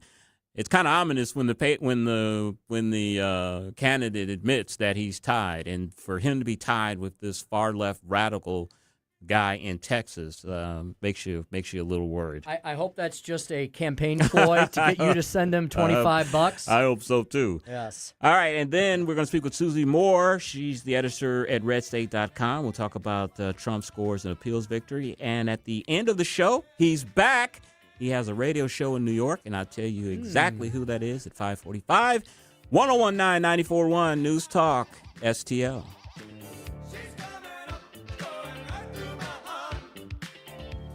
There's something magical about walking into your backyard and knowing your family is completely safe and secure. Hi, I'm Sean Long, owner of STL Fenceworks. That's the feeling my team and I have been creating for metro area families for more than 50 years. Whether you're adding your first fence or finally creating the outdoor sanctuary you've always wanted, we offer premium vinyl and stunning ornamental options, all designed around your family's specific needs and lifestyle. While other companies struggle with supply delays and rising costs, we've always proudly used all American-made materials, which means better pricing and faster installation for you. Our experienced craftsmen exemplify our motto, your satisfaction is our passion. From Warrenton to Wildwood, your neighbors trust us because we live here too. And we care about your project as much as you do. Right now is the golden time to build with flexible financing options and a commitment to completing your fence on time and on budget. Visit stlfenceworks.com. Hey, it's Vic Porcelli. We're sitting here with our great friend, Chris Cooper. Hi, Chris. What's going on, Vic? How are you? I hear you wrote another book. This one's an e-book. Is that right? The Business Owner's Playbook for Financial Clarity. So it is a great book for entrepreneurs. It's a very short guide. Give people, business owners, the ability to understand key questions that are important, such as succession planning, legacy planning, getting the IRS out of our pockets, right? Because do you like paying taxes? I do not. I don't think anybody likes paying taxes, right? That just makes sense. And then always talking about protection. And then the other thing from a business owner perspective, what is the biggest asset a business owner has? Probably their business itself, right? We need to make sure we understand what the value of that business is as well. So this new book, I'm sure, is incredibly expensive, right? How much? No, it's a free resource. Oh, it's free. We provide guidance, we provide education because we want to make sure people feel educated and understanding because sometimes you don't know what questions to ask, and we need to make sure we help arm people with information to ask the right question. Reach out to Chris and Stacy today at SerenityWealthNow.com. Investment advice offered through Fortis Capital Advisors, LLC. KLGY HD3 Clayton, K270BW Belfast, KNBS Bowling Green. This is News Talk STL at 1019 94.1. News this hour from Town Hall. I'm Keith Peters in Washington. President Trump has inaugurated his Trump accounts for children under the age of 18 that will give them a financial head start with government seed money and contributions from family, employers, or charities. The new program to start saving for your kids went live on July 4th. The Treasury Department says so far, more than 6 million Trump accounts have been opened for children under the age of 18. The president sounding pleased. So many of these children are going to be involved with the Trump account. They're going to watch their account grow. They're going to watch the country grow. They're going to be reading the newspapers. They'll want to go to the financial pages. Laura Winters reporting. In Utah today, prosecutors began laying out their evidence against Tyler Robinson, the man accused of assassinating conservative activist Charlie Kirk. Judge Tony Graff gave remarks before the proceedings acknowledging emotions are running high. The court recognizes that this hearing may invoke emotion from everyone, and the court understands the human nature of that, but also it's important that this courtroom is orderly. Spectators shall not wear or display any pins, buttons, signs, clothing, or photographs expressing support for or against any person related to this case or the status of this case as a capital offense. Kirk's widow, along with his parents, were in attendance at the hearing. Russia has launched a massive missile and drone attack on Ukraine, killing at least 22 people. The assault highlights gaps in Ukraine's air defenses, particularly the need for more U.S.-made Patriot interceptor missiles. On Wall Street, the Dow up by 155 points. The Nasdaq rose 288. The S&P advanced 54. Oil near $69 a barrel. More at townhall.com. With things moving fast to resolve the situation in the Middle East, the headlines may change, but the fundamentals haven't. America's debt continues to climb, and uncertainty still hangs over the global economy. That's why investors continue turning to one asset that has stood the test of time: physical gold and silver. For generations, gold has been viewed as a safe haven asset during periods of geopolitical tension and market volatility. That's why Advantage Gold wants to send you a free gold investment guide valued at $49, plus a free copy of economist Ken Rogoff's acclaimed book, Our Dollar, Your Problem, when you call 800-900-8000. Discover why central banks are buying gold, why many Americans are diversifying with precious metals, and how a tax and penalty-free rollover into physical gold and silver may fit into your retirement strategy. Don't wait until the next crisis dominates the headlines. Call Advantage Gold at 800-900-8000 right now. Consult your financial advisor before investing. Call 800-900-8000. From the News Talk STL Weather Center. I'm First Alert 4 Chief Meteorologist Steve Templeton. More near normal heat for Tuesday. It is a little bit hotter in the upper 80s, 70 for the low, 87 for the afternoon high, but not excessive heat or humidity. That's nice. There is a 10% chance for a little spot shower, thunder shower in the afternoon to early evening. And then we do that again on Wednesday. 10% chance for a spotty shower. Otherwise, a high of 89 as it continues to heat up a little bit as the week goes on for Wednesday. That's the latest from the First Alert 4 Weather Center. I'm Chief Meteorologist Steve Templeton. This hour of News Talk STL is brought to you by Stifel, serving investors for over 130 years. Contact your Stifel financial advisor at stifel.com. That's STIFEL.com. Dude, this house is perfect. Crumbs everywhere, sticky counters. I've already texted the colonies. Sweet, I'll bring my 500 cousins. This'll be the biggest ant ranger of the summer. Let's party! Wait, oh, what's that sound? Oh, no, it's those trucks with the green wheels. Party's over, man. Party's over. This is Derek, the owner of All Solutions Pest Control. We'd love to help you out. Give us a call today for a free estimate at 636-486-7888. If a pest-free home is your goal, call All Solutions Pest Control. Scott, can you believe it's already been more than a decade since the Queen of Carpet sold flooring to St. Louis area contractors? I know, but I don't have to be a king to offer contractors today's lowest prices. Yes, contractors owe it to their customers and themselves to shop at Best Buy Flooring for the largest in-stock selection of carpet, carpet tile, sheet vinyl, laminate, hardwood, luxury vinyl plank, and luxury vinyl tile. Plus 3 convenient locations, North County, South County, and Metro East. Open 7 days a week. Best flooring, best selection, Best Buy. Best Buy Flooring. If you have a phone, you have a radio. I listen to News Talk STL on the app driving to work. Download the News Talk STL app. You gotta get the News Talk STL app. Love the app. Can listen anywhere in St. Louis. And listen anytime. News Talk STL right on my phone. Anywhere. Tim Jones and Chris Arps in the afternoon. The 9 most terrifying words in the English language are, I'm from the government and I'm here to help. The more you remove voting from Election Day, the more opportunity you're offering for people to commit fraud. Are you not entertained? Are you not entertained? I think the Democrats are so short-sighted in this tactic they have now. They just cheat at any cost to win elections. Nobody stands up. These people are crazy. I'm telling you, they're crazy. What are we doing wrong here? As a former leader in the House, I think you can put your finger on it. It's called leadership. We don't have it. Tim Jones and Chris Arps.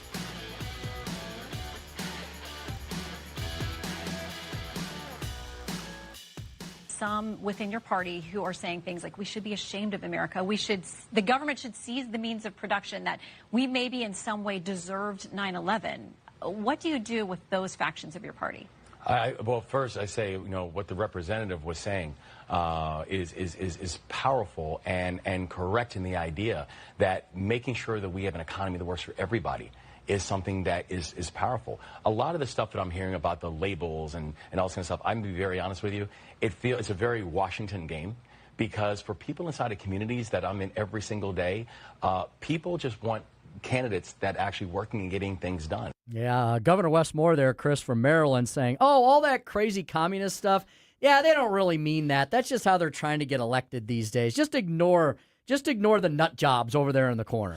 I was on Newsmax on Saturday on the Saturday Agenda program with Rob Astorino, and my fellow panelist, Tim, was a guy who was with Occupy Democrats. Oh. And he tried to make that same argument. He was saying that, all of these people may be out of the mainstream of the party, but, they're not going to have any influence once they're in Congress. And he made the equivalent that these people are just like Marjorie Taylor Greene, and that, she didn't have any influence. And I said, yeah, but the difference is that these communist, socialist Democrats that are coming into office, you've got mainstream Democratic leaders that are afraid to disavow them and are claiming some of the things that they want. That is the difference. Marjorie Taylor Greene was kind of fringe. She came in, but the Republican Party wasn't following her every last word and following her agenda.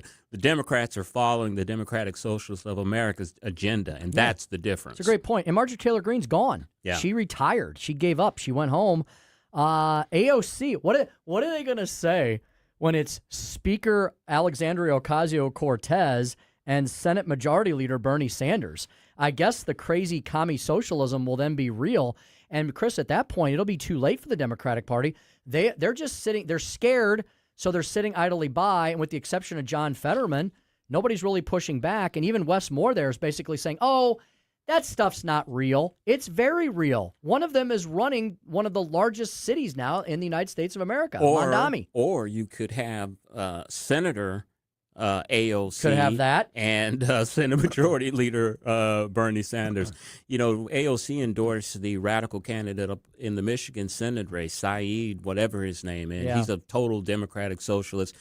Big news out of that race is one of the candidates dropped out, who was trying to find that middle lane between far left and moderate. She dropped out because she didn't have a chance.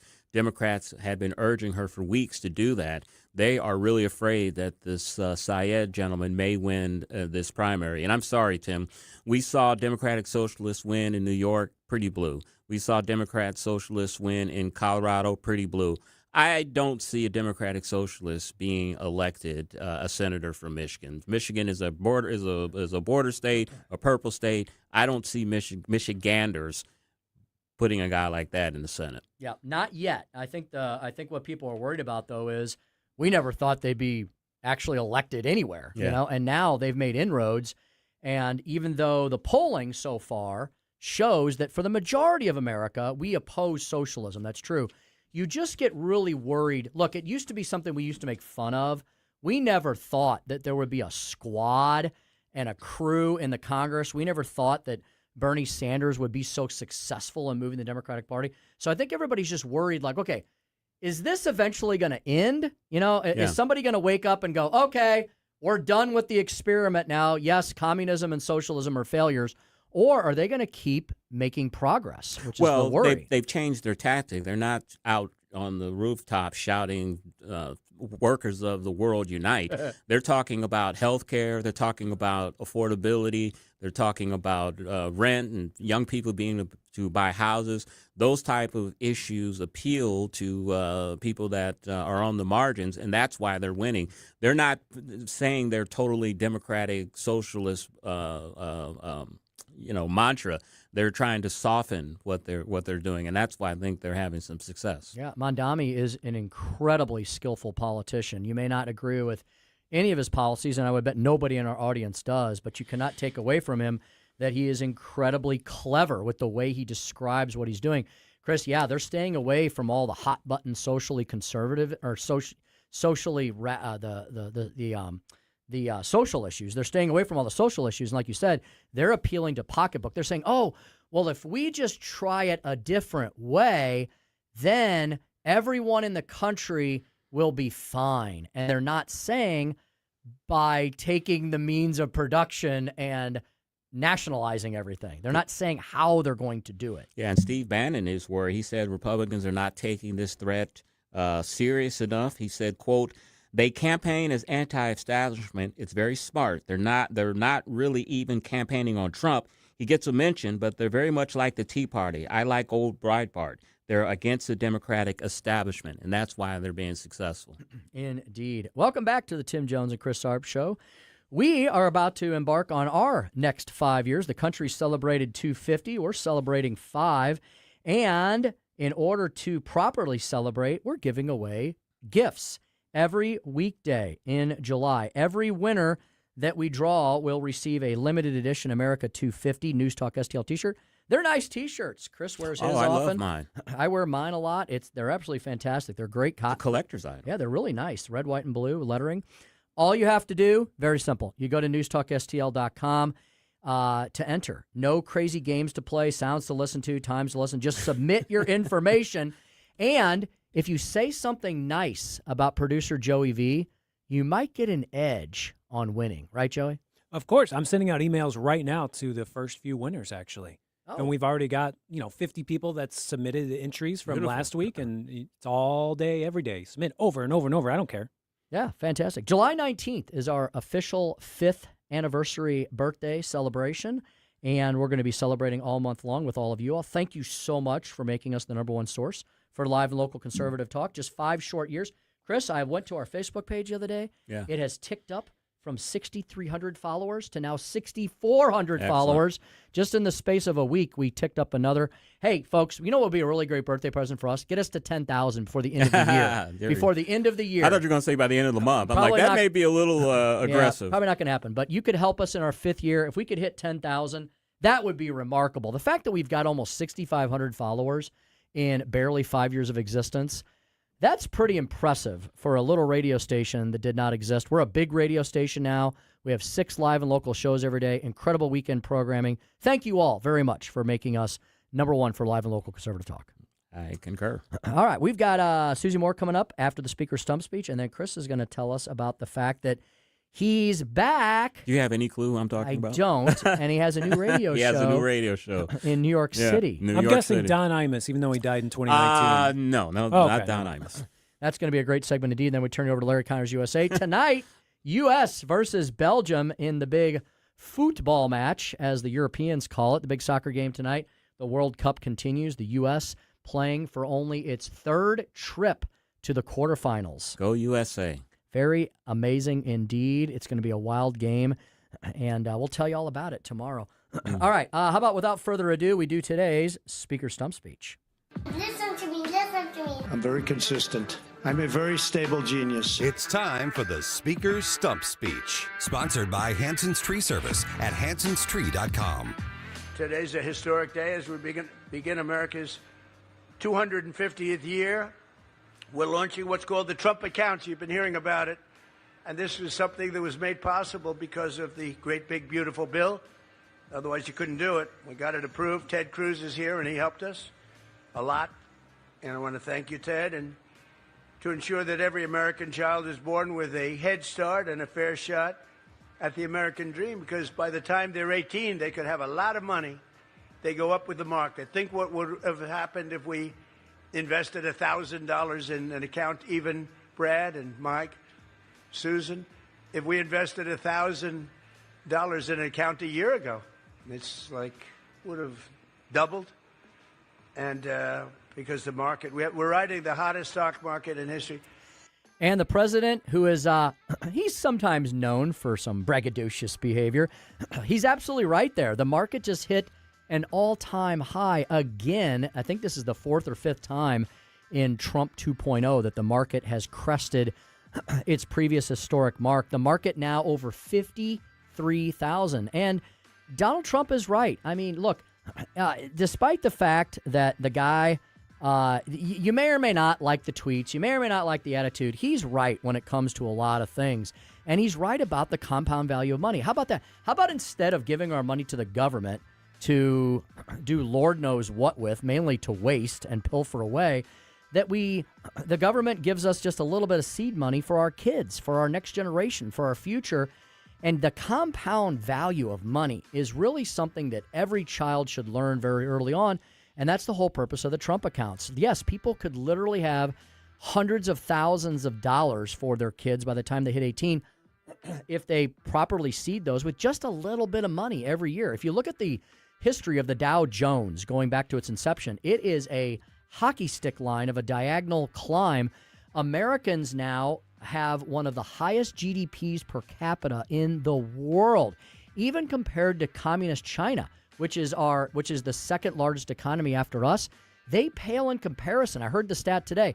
If you take the median, for the average American, we are at around $90,000 per capita per American in our population, right? You know the Chinese are only at $14,000 per capita? That's amazing. It's because in China, the government owns everything, not the people. We are a wealthy people. Yes, we have our poor. Yes, we have our homeless. Yes, we have our mentally ill. Yes, we have those that we need to continue to help, but we are able to help them because we also have arguably one of the world's largest social safety nets in the country, too. So, title of today's speaker's stump speech, Land of the Free because of the Brave. Yes, we hear that phrase often, and most think immediately of our military, as we should, because they are the bravest, right? They are the bravest Americans. They're the ones that have the most courage, that give the most as far as self-sacrifice. But Americans are full. America is full of brave people. Donald J. Trump is a brave American. The guy's literally been assassinated almost 3 times that we're aware of, and probably many more than that. You all, everyone who's listening to us right now, you're a brave American. If you ever speak your mind and stand up for American patriotism, American values, the reason our country was founded in the first place, you're a brave American. We're all brave Americans in many, many, many different ways. I found a little op-ed today from a brave American. I don't know this fella. He happens to be a congressman. There's 435 of them when they're all fully seated. So it's not unusual for many of them not to be household names, even though that is an incredibly brave thing to do, to run for office, to try to become a congressperson in a congressional district, which is on average almost 800,000 voters. You have to convince 50% of plus one of them who are voting to vote for you. And I found this little piece in the, due to the wonders of the internet, it's good for some things. I found this in the Cincinnati Enquirer. This fella is named Dave Taylor. He's a congressman from Claremont County. He represents Ohio's 2nd Congressional District. And it's a short little op-ed, so let me read you some highlights from it. And I thought that the congressman encapsulated why America is still the greatest country on earth. And I don't think this is any kind of a brag as well. I think it's largely factual. Now, does that mean that we should be a selfish nation? No, and we're not. We're also, even though we say we're the greatest nation, I think we're also the most generous nation. We're the most giving nation. We often run into harm's way around the planet when other countries couldn't give a rip. We shouldn't be the world's policeman. We can't solve everybody's problems. But when the world is under siege, like it was in World War I, like it was in World War II, like it was in other conflicts, like it is now in the Middle East, sometimes America has to be activated, and Americans always answer the call, whether you serve in the armed forces or whether you're part of the support structure. The congressman says in 1775, James Allen, a loyalist during the American Revolution, wrote in his diary, quote, "Many thinking people believe that America has seen its best days." Isn't that funny? Even back before the country was officially founded, there were people saying that America was already done. And if you look at quotes through the generations, there were quotes on our 50th anniversary of our country, our 100th, our 150th, the bicentennial in 1976, where people said America's best days are behind it. America's over. America's a failure. We're saying it right now, right? Some people are. Some people are saying, oh, look at the rise of communism. Look at our national debt. Look at our divisiveness. America's over. They've basically been declaring the end of America since before America began, as James Allen did in 1775. The congressman goes on to say that Allen, like all of America's doubters since, was wrong. Since that time, our nation has expanded to the West, cured diseases, ended slavery, fostered the best economy in history, defeated totalitarianism around the globe, created the interstate highway system, put a man on the moon, tore down the Berlin Wall, connected the world to the internet, brought terrorists to justice, and we still remain the world's beacon of hope and freedom for all. That's why people literally risk life and limb to try to come here. And now, 250 years after the birth of our nation, America's momentum is back. While we've had our fair share of ups and downs, we're once again the most dominant country in the world thanks to the leadership of President Trump and congressional Republicans. Just 18 months into the president's second term, hundreds of thousands of new jobs have been created.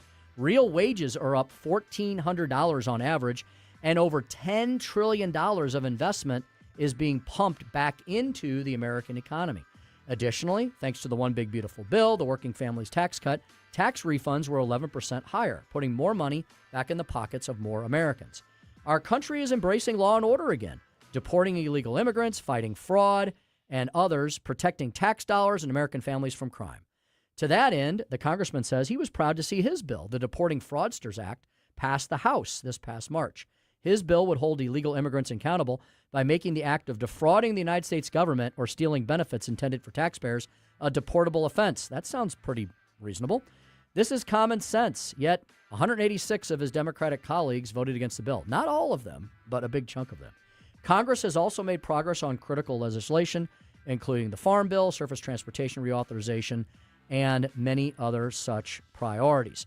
As we celebrate our nation's birthday, the congressman says that he wants us all to reflect on the work we've done, the honor of living in this great nation, the blessings we've all had as being part of this ongoing American experiment, which has lasted 250 years and is heading towards its 500th. The words declared to the world 250 years ago, we hold these truths to be self-evident. All men created equal, endowed by their Creator with unalienable rights, life, liberty, the pursuit of happiness. They didn't just change the history of our country, they actually changed the history of the world. In the long history of the world, despotism and tyranny are far more common than freedom. That's why the American system, the Declaration of Independence, are so important. That unleashed a revolution in human freedom that allowed millions of people around the globe to prosper and live with dignity. No other country has lifted more families out of poverty or freed more individuals from tyranny than the United States of America.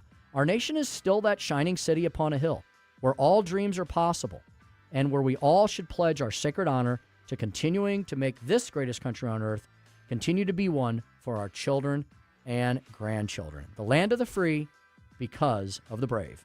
And that's the Speaker's Stump Speech for today.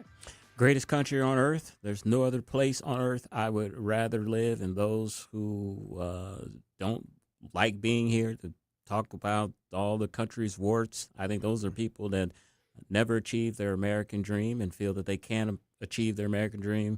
So the next best option is to just put the country down. But anybody can make it in this country if you got enough grit and fortitude.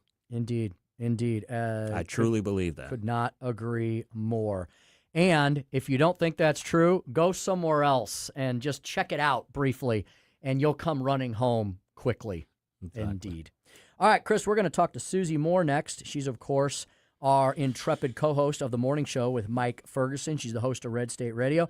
She's got a ton of great articles up at redstate.com that we're going to discuss, including Donald Trump's scoring an appeals court victory in the battle over National Park historical displays. What is that all about? You'll find out next on the Tim Jones and Chris Arps Show, 101.9, 94.1 News Talk STL.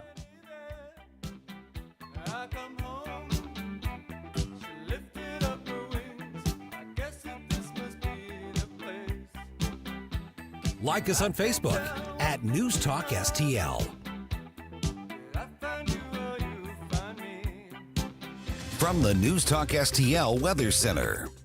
I'm First Alert 4 Chief Meteorologist Steve Templeton. More near normal heat for Tuesday. It is a little bit hotter in the upper 80s, 70 for the low, 87 for the afternoon high, but not excessive heat or humidity. That's nice. There is a 10% chance for a little spot shower, thunder shower in the afternoon to early evening.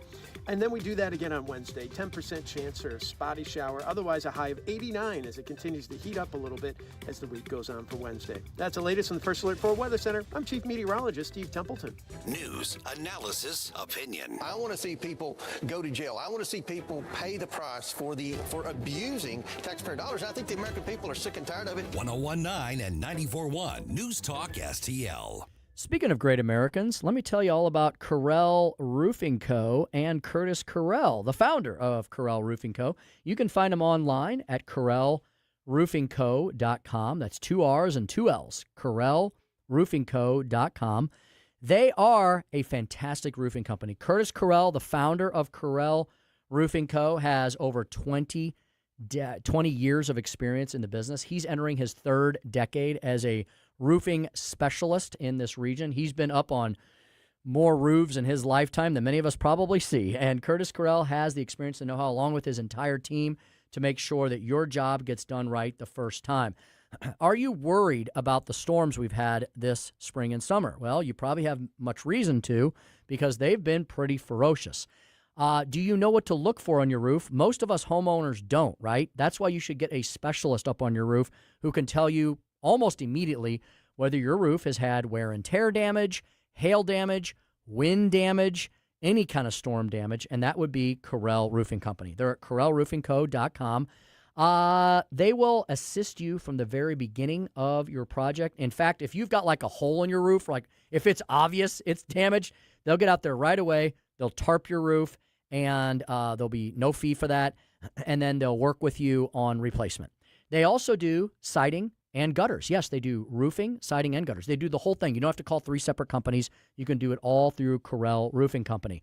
And they're local, and they're independently owned, and they're family owned. I would not want to go to anyone else when when you're dealing with something like a major roofing, siding, or gutter problem, because you don't want to deal with somebody who's fly-by-night that makes you all these promises and then you never see him again. Curtis Carell and his company are based right here in the county of St. Charles. They service the entire region, and you should get a hold of them today. If you have any questions at all about your roofing, your siding, or your gutters, they'll come out, they'll check things out, give you a free estimate, and then if you decide to go with them, they'll work with your insurance company from beginning to end, and they'll be there long after the work is done to make sure it was completely done expertly and correctly.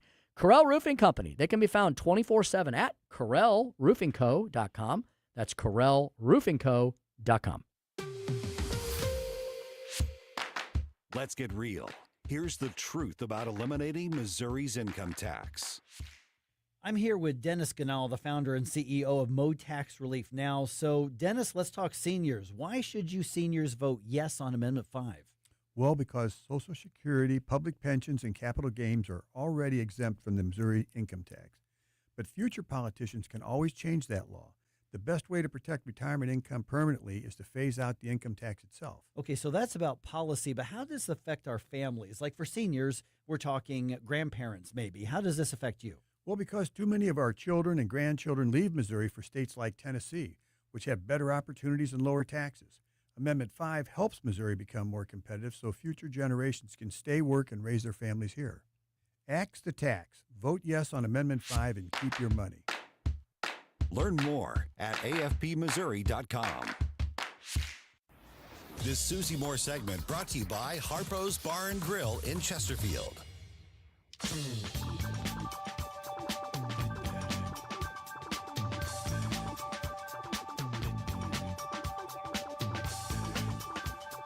You're listening to Tim Jones and Chris Arps. You may find yourself living in a shotgun shack, and you may find yourself in another part of the world, and you may find yourself. I wanted to directly address the troubling, serious, and false allegations against me. Any accusation of non-consensual behavior is categorically false. Regardless of the inaccuracy of the reporting, but mindful of the political reality it will inflict, we are taking the time to reflect on the best path forward for the state that I love, the people that I love, the movement I belong to, and the goal of defeating Susan Collins. Oh, Susie Q, baby, I love you. Susie Q. I'm the boss. How about that? Here she is, the co-host of the Mike Ferguson in the Morning Show, Susie Moore, Deputy Managing Editor, as well at redstate.com. She knows all the news that you need to know. We're going to talk to her today about so many things, including, Susie, the latest bombshells from Maine regarding the embattled candidacy of Graham Plattner. He's been under fire for months. And, Susie, it's never a good sign, is it, when the candidate unequivocally denies the allegations, but then says, we're going to reflect on the best path forward. Interesting indeed, huh? Yeah.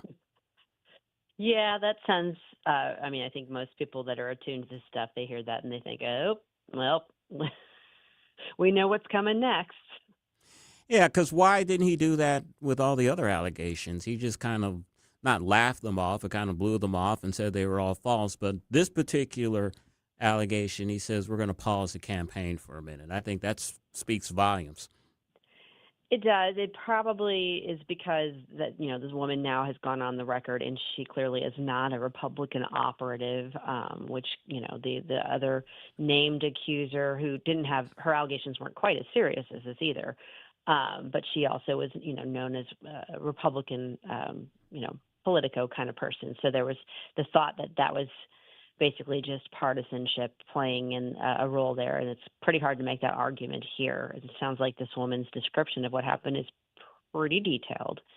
So, yeah, I mean, there's a lot of smoke around this guy for there not to be fire. And they've only got a week to figure out if they're going to have him drop out and try and replace him with somebody. So I hear Kamala Harris is looking for a gig. Maybe she can move to Maine. She knows how to come in and screw up a campaign about 100 days out, Yeah, right, Susie? So, exactly. Susie, I'm not familiar with Maine, state of Maine election law. So there is an opportunity still, but it sounds like it's a very small window whereby they could try to replace Graham Plattner. Yes. Yeah, they have until next Monday. Wow. Woo, that would be pretty wild. And speak on Susan Collins. My gosh, she has to be the luckiest politician I've ever seen in my life. She's been in office for 30 years. She represents Maine. She's kind of out of the mainstream of most Maine voters, but she just somehow seems to survive every election.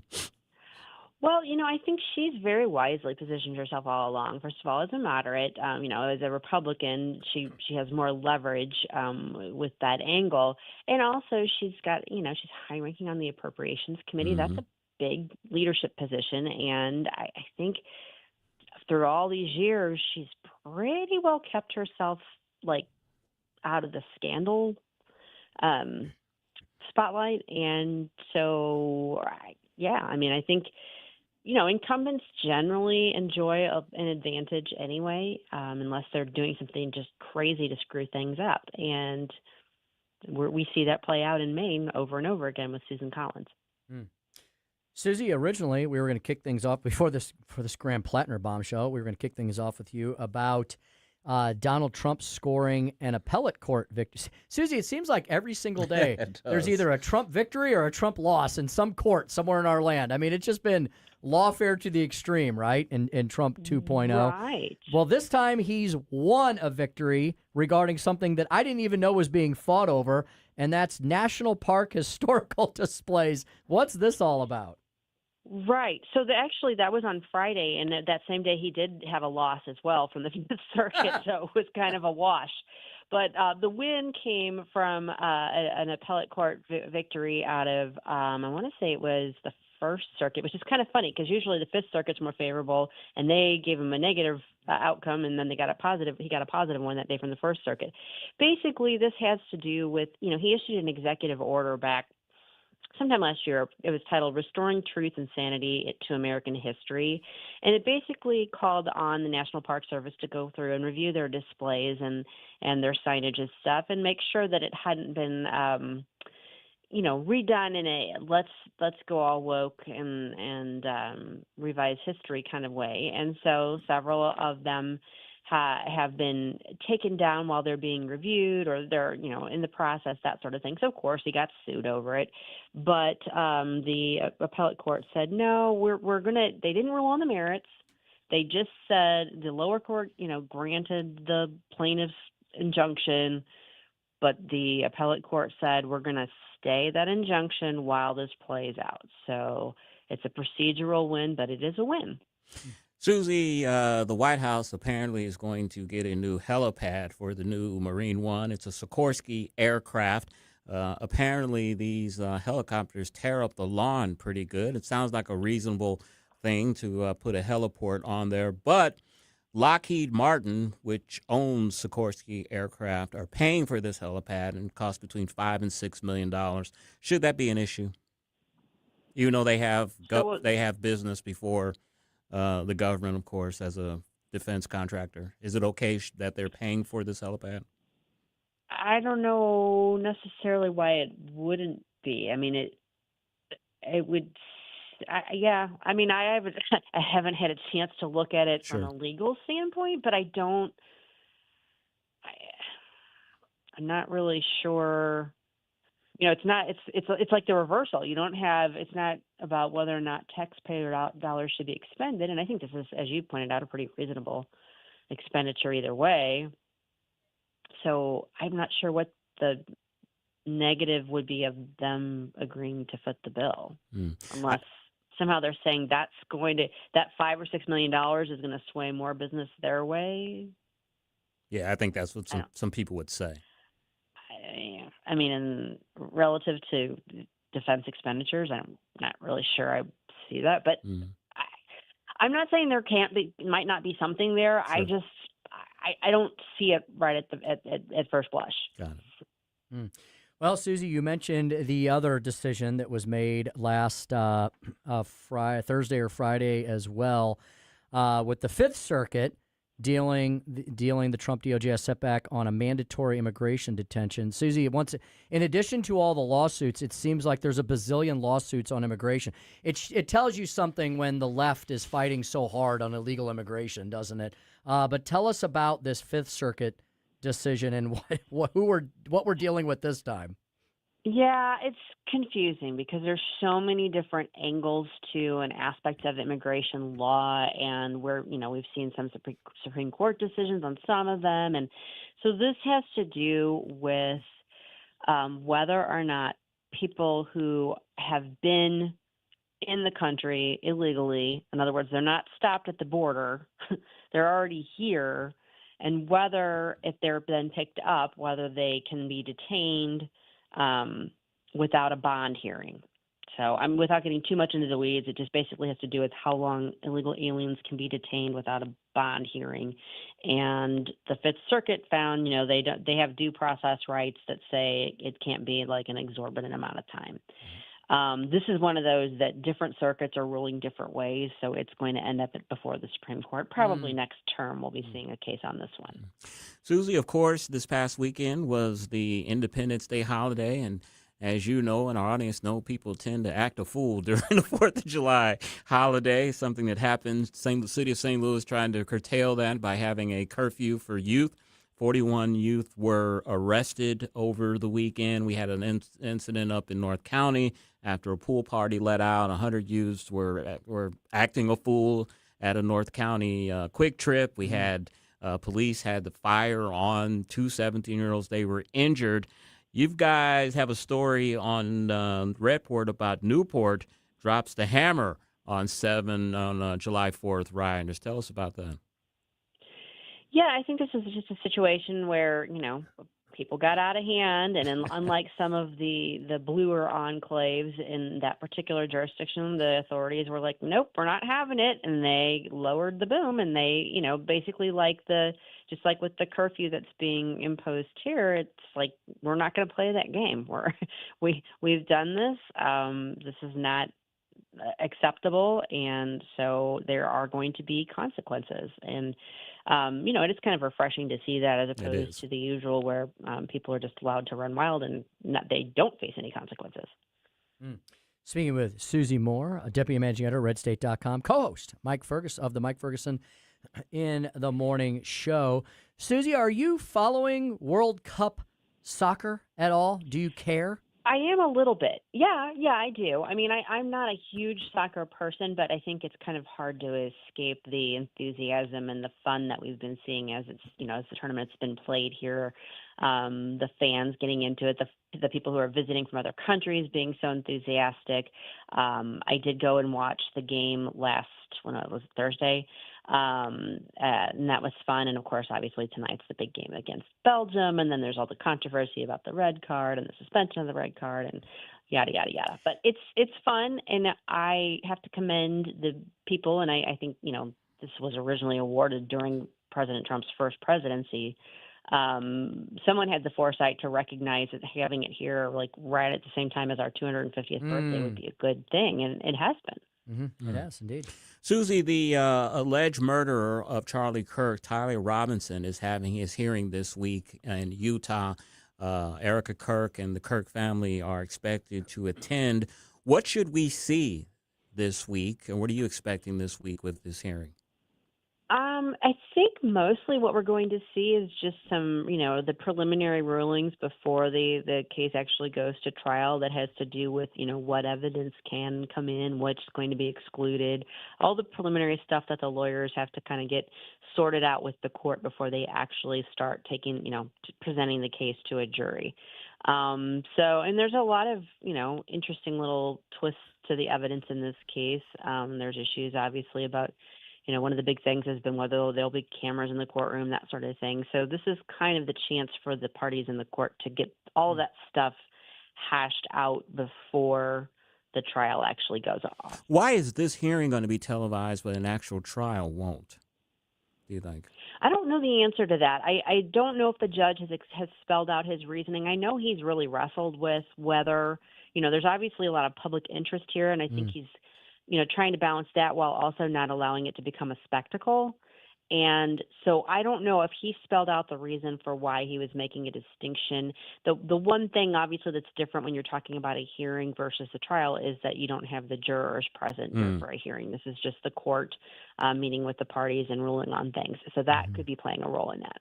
Indeed. Well, Susie, we know you all at redstate.com will be closely following that trial because you do such a great job with all of your courtroom Legal Eagle coverage, and we know you'll be talking about it as well on Mike Ferguson in the Morning. We'll listen to you tomorrow morning, as always. Sounds good, guys. Have a great evening. You too. Thanks. You as well. She's at SmoozyQ on Twitter X.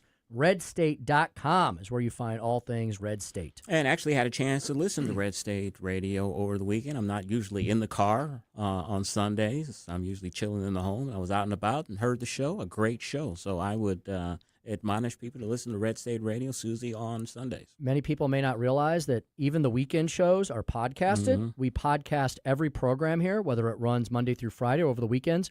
So if you find a show you like over the weekends, but you're busy, oftentimes on the weekends, you can just listen to it after it airs, and you just find those podcasts wherever you download podcasts. Tim Jones and Chris Arps show is available as a podcast, and so is every single show here at News Talk STL Nation. Thank you so much for listening to us, no matter how you listen to us. We'll be back with one final segment, then we'll hand you off to Larry Connors, USA. Chris is going to tell us who is back. He's back. And who has a new radio show in New York City. We got competition, Tim. Indeed. All of that and more when we return on the Tim Jones and Chris Arps Show, 101.9, 94.1, News Talk STL. And you may ask yourself, well, how did I get here? Like and subscribe to us on Rumble. News Talk STL.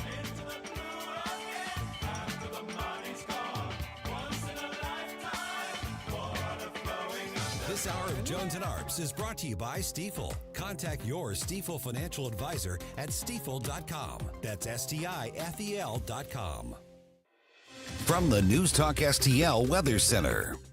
I'm First Alert 4 Chief Meteorologist Steve Templeton. More near normal heat for Tuesday. It is a little bit hotter in the upper 80s, 70 for the low, 87 for the afternoon high, but not excessive heat or humidity. That's nice. There is a 10% chance for a little spot shower, thunder shower in the afternoon to early evening. And then we do that again on Wednesday. 10% chance for a spotty shower. Otherwise, a high of 89 as it continues to heat up a little bit as the week goes on for Wednesday. That's the latest from the First Alert 4 Weather Center. I'm Chief Meteorologist Steve Templeton. The Vic Porcelli Show. Enjoy the Independence Day weekend. Have a good time. Watch the fireworks. Be with your family.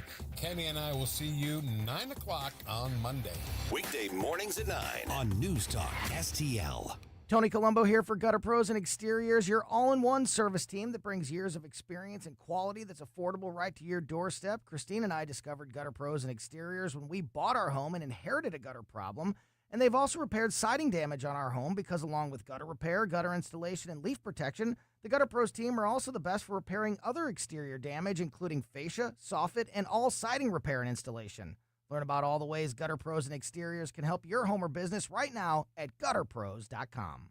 License number GL250000615. Hey, Dad, what causes drains to clog? Grease, hair, soap scum, and tree roots. Tree roots? This town has old pipes and big trees. They find each other. They grow inside pipes? They bust into pipes. Whoa. Once they're in, the water stops flowing. Can we fix it? The big green grasser machine can fix any clog. Green is always grasser at grasserhomeservices.com.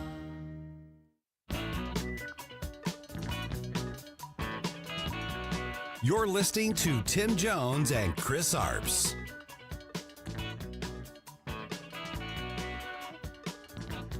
Lost my shape. Trying to act casual. We can't see the ball, JJ says. Now it's getting to the point where a play is going to be effective. I think the infielders are starting to say we shouldn't be on the field at this point. I mean, you have weather delays, you have rain delays when the conditions get unplayable. 5:47 on the Tim Jones and Chris Arps show, and a fall game at Wrigley Field in the summer time of all times, of all places. That could be a very dangerous situation, trying to play football or play baseball with smog around. I hate to get hit by a 100 miles per hour ball. Part of those big storms that rolled across the heartland on Saturday afternoon that ended up affecting even Washington, D.C., huge storm fronts, and it dropped the temperature so dramatically that I guess, there was smoke on the water, so to speak, off of the Great Lakes. If my memory serves me correctly, I think there was an NFL game a few years ago that was a fog bowl game in Chicago at Soldier Field, if I'm right. I remember they were still trying to play, and you could barely see the field. But I think there was a fog game at Wrigley Field, so maybe or at Chicago Soldier Stadium is the name of it. So maybe that's something that happens there in Chicago. Well, they won't have to worry about it anymore, right? Because they're now going to be the Indiana Bears or whatever they're going to be. That's true.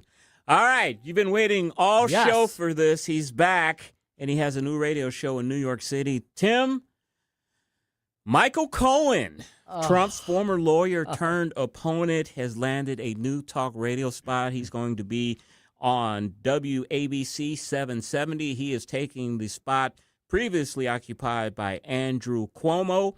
The owner of WABC is a gentleman named John Catsimatidis. I think that's how you say it. He said, quote, he checked with the White House and they had no objection. Cohen Tim says he plans to deliver the plain, unvarnished truth. Now, what's been really strange here is, the president and Cohen, of course, had a falling out. Cohen testified against him, really turned on him. But he's been saying a lot of nice things about President Trump. Listen to what he said. He says, you don't have to necessarily agree with every single thing the president says or does. His goal is to actually do right by the country. You may not agree with his methodology, but it's his methodology. The American people voted for him to be president of the United States. Every single president comes to the Oval Office with their own agenda. Donald Trump is entitled to his own agenda. If you don't like it, if you didn't want it, then maybe you should have gotten out and voted, but you didn't. 79 million people voted for the man, so allow him to fulfill his agenda. What do you think of that? Just a complete turnaround almost. You think he can get back in the good graces of Donald Trump? I don't know. And, the premise of the show, Chris, to me seems to be something that Cohen's already done. Like he's already told his tell-all, right? It's like, how can you do a daily radio show every day kind of over and over again on the same shtick? I don't know. I think it'll be an interesting show because, he was very close to President Trump for a long time, was kind of his consigliere, as they say in the mafia. I think that he'll be able to critique or analyze what the president does from a unique insider perspective on working for the man for 20 years. So I think it'll be an interesting show, and it sounds like he's trying to make amends with the president, saying that, hey, he was elected, and he should be able to do whatever he wants. He has an agenda. Back in January, he testified on behalf of New York Attorney General Letitia James and Manhattan District Attorney Alvin Bragg. They were forcing him to testify. Tim, he said, I felt compelled and coerced to deliver what they were seeking. And he said, Letitia James and Alvin Bragg may not share the same office or political calendar, but they share the same playbook. So Michael Cohen's doing a complete 180 here. I guess he's trying to get back in the good graces of President Trump. President Trump does have a history of people that have fallen out with him. He does. And he has allowed them back into the fold. I don't see it happening in this case, but I guess you can't blame the man for trying. Let me get a bone thrown his way. And, I could definitely see the validity in your argument that, look, if he's going to provide, if it's actually going to be something forward-thinking where, like, the news of the day happens, like, for instance, Donald Trump places phone calls separately to Putin and Zelensky. I could see it interesting to hear Cohen say, okay, this is why he did that over the Independence Day weekend, and here's probably what he's angling towards. Knowing him as I know him, here's what he's probably trying to do. That could be an interesting show for someone who knows the president that well. Yeah, and also, too, WABC has a conservative audience, not a liberal station, so I think Michael Cohen will know who his audience is. I think he's trying to kind of telegraph that by saying these positive words about Donald Trump. So I think it'll be an interesting show. He's had a Substack and a Twitter account with 1 million followers, so he's already has a built-in base of people that will want to listen to him. So we will keep updated on Michael Cohen. I guess it'll be called the Michael Cohen Show on WABC 770. Tim, remember the story we had a few weeks ago about how The View are saying that they are not a political show and they should be exempt from all of that? Right. Well, I think they have listened. Listen to this. The View hasn't hosted a candidate in a competitive race since February. And that's when the FCC began investigating the show's compliance with the equal time rule. Listen to this.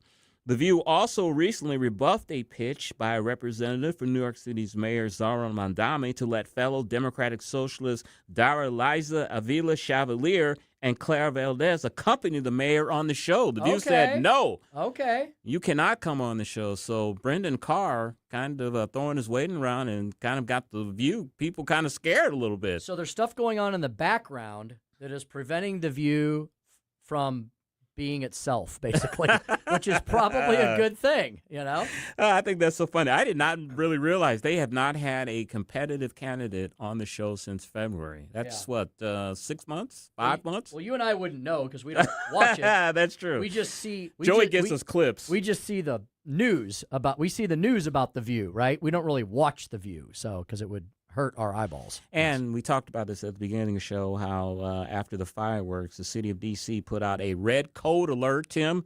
The rating made the city have the worse air than any other big city in the world. For 5 minutes. Because of fireworks, yes. But they had already fallen down the list by the evening. These people... They hate America so much, Chris, that they're complaining about the very temporary smoke from fireworks. Yeah, absolutely. Unreal. Did Taylor Swift and Travis Kelce get married this weekend? I asked Joey, because, we asked Joey all these questions that you and I don't know the answer to, and Joey could care less either whether they got married or not, but I think they did. Okay. I think they did, right, Joey? I haven't heard anything on Entertainment Tonight or anything. Well, I follow a subreddit about Saturday Night Live, and I saw these pictures of SNL people dressed up in tuxes, like Seth Meyers and Adam Sandler.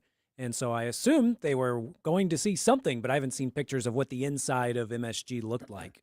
So it says here on Google. I thought this would have been a huge deal. It says here on Google, Chris, that yes, they did get married on Friday, July the 3rd, in a lavish, star-studded ceremony at Madison Square Garden in New York City, surrounded by 1,000 of their closest family and friends. How selfish is that to get married over the weekend when, of course, all of the available New York police officers need to be out on the streets trying to patrol and make sure there's no mayhem, but they have to assign extra officers to Madison Square Garden to make sure that these people are safe and their guests. I mean, that's kind of full of yourself a little bit, isn't it? It is. And you want to hear something even stranger? The ceremony was officiated by Adam Sandler. That's a little odd. That is. I didn't know he was he's Jewish, right?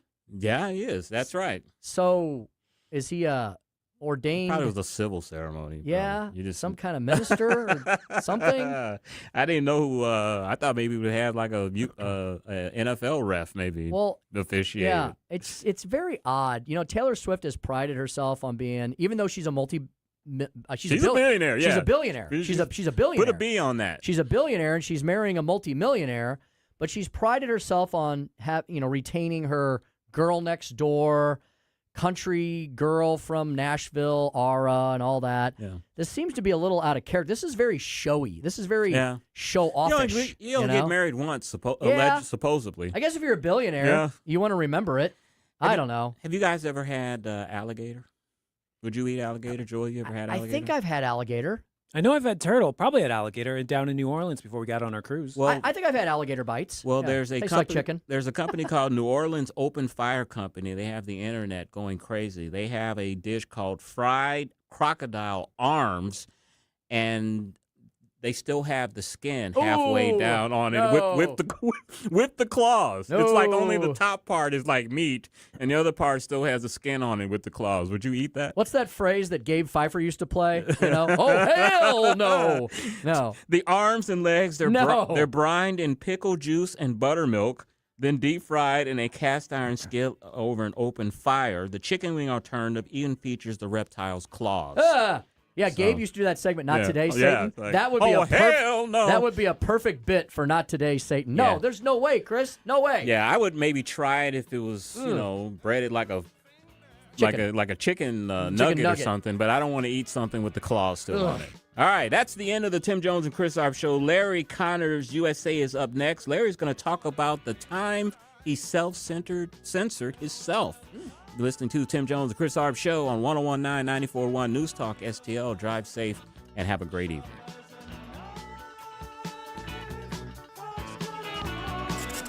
You feel it every time you check out. Prices up, paychecks stretched, families squeezed. That's why Ann Wagner's fighting to get government off your back and out of your way. Wagner passed the largest tax cut in American history, expanded child tax credits, ended taxes on tips, overtime, and Social Security.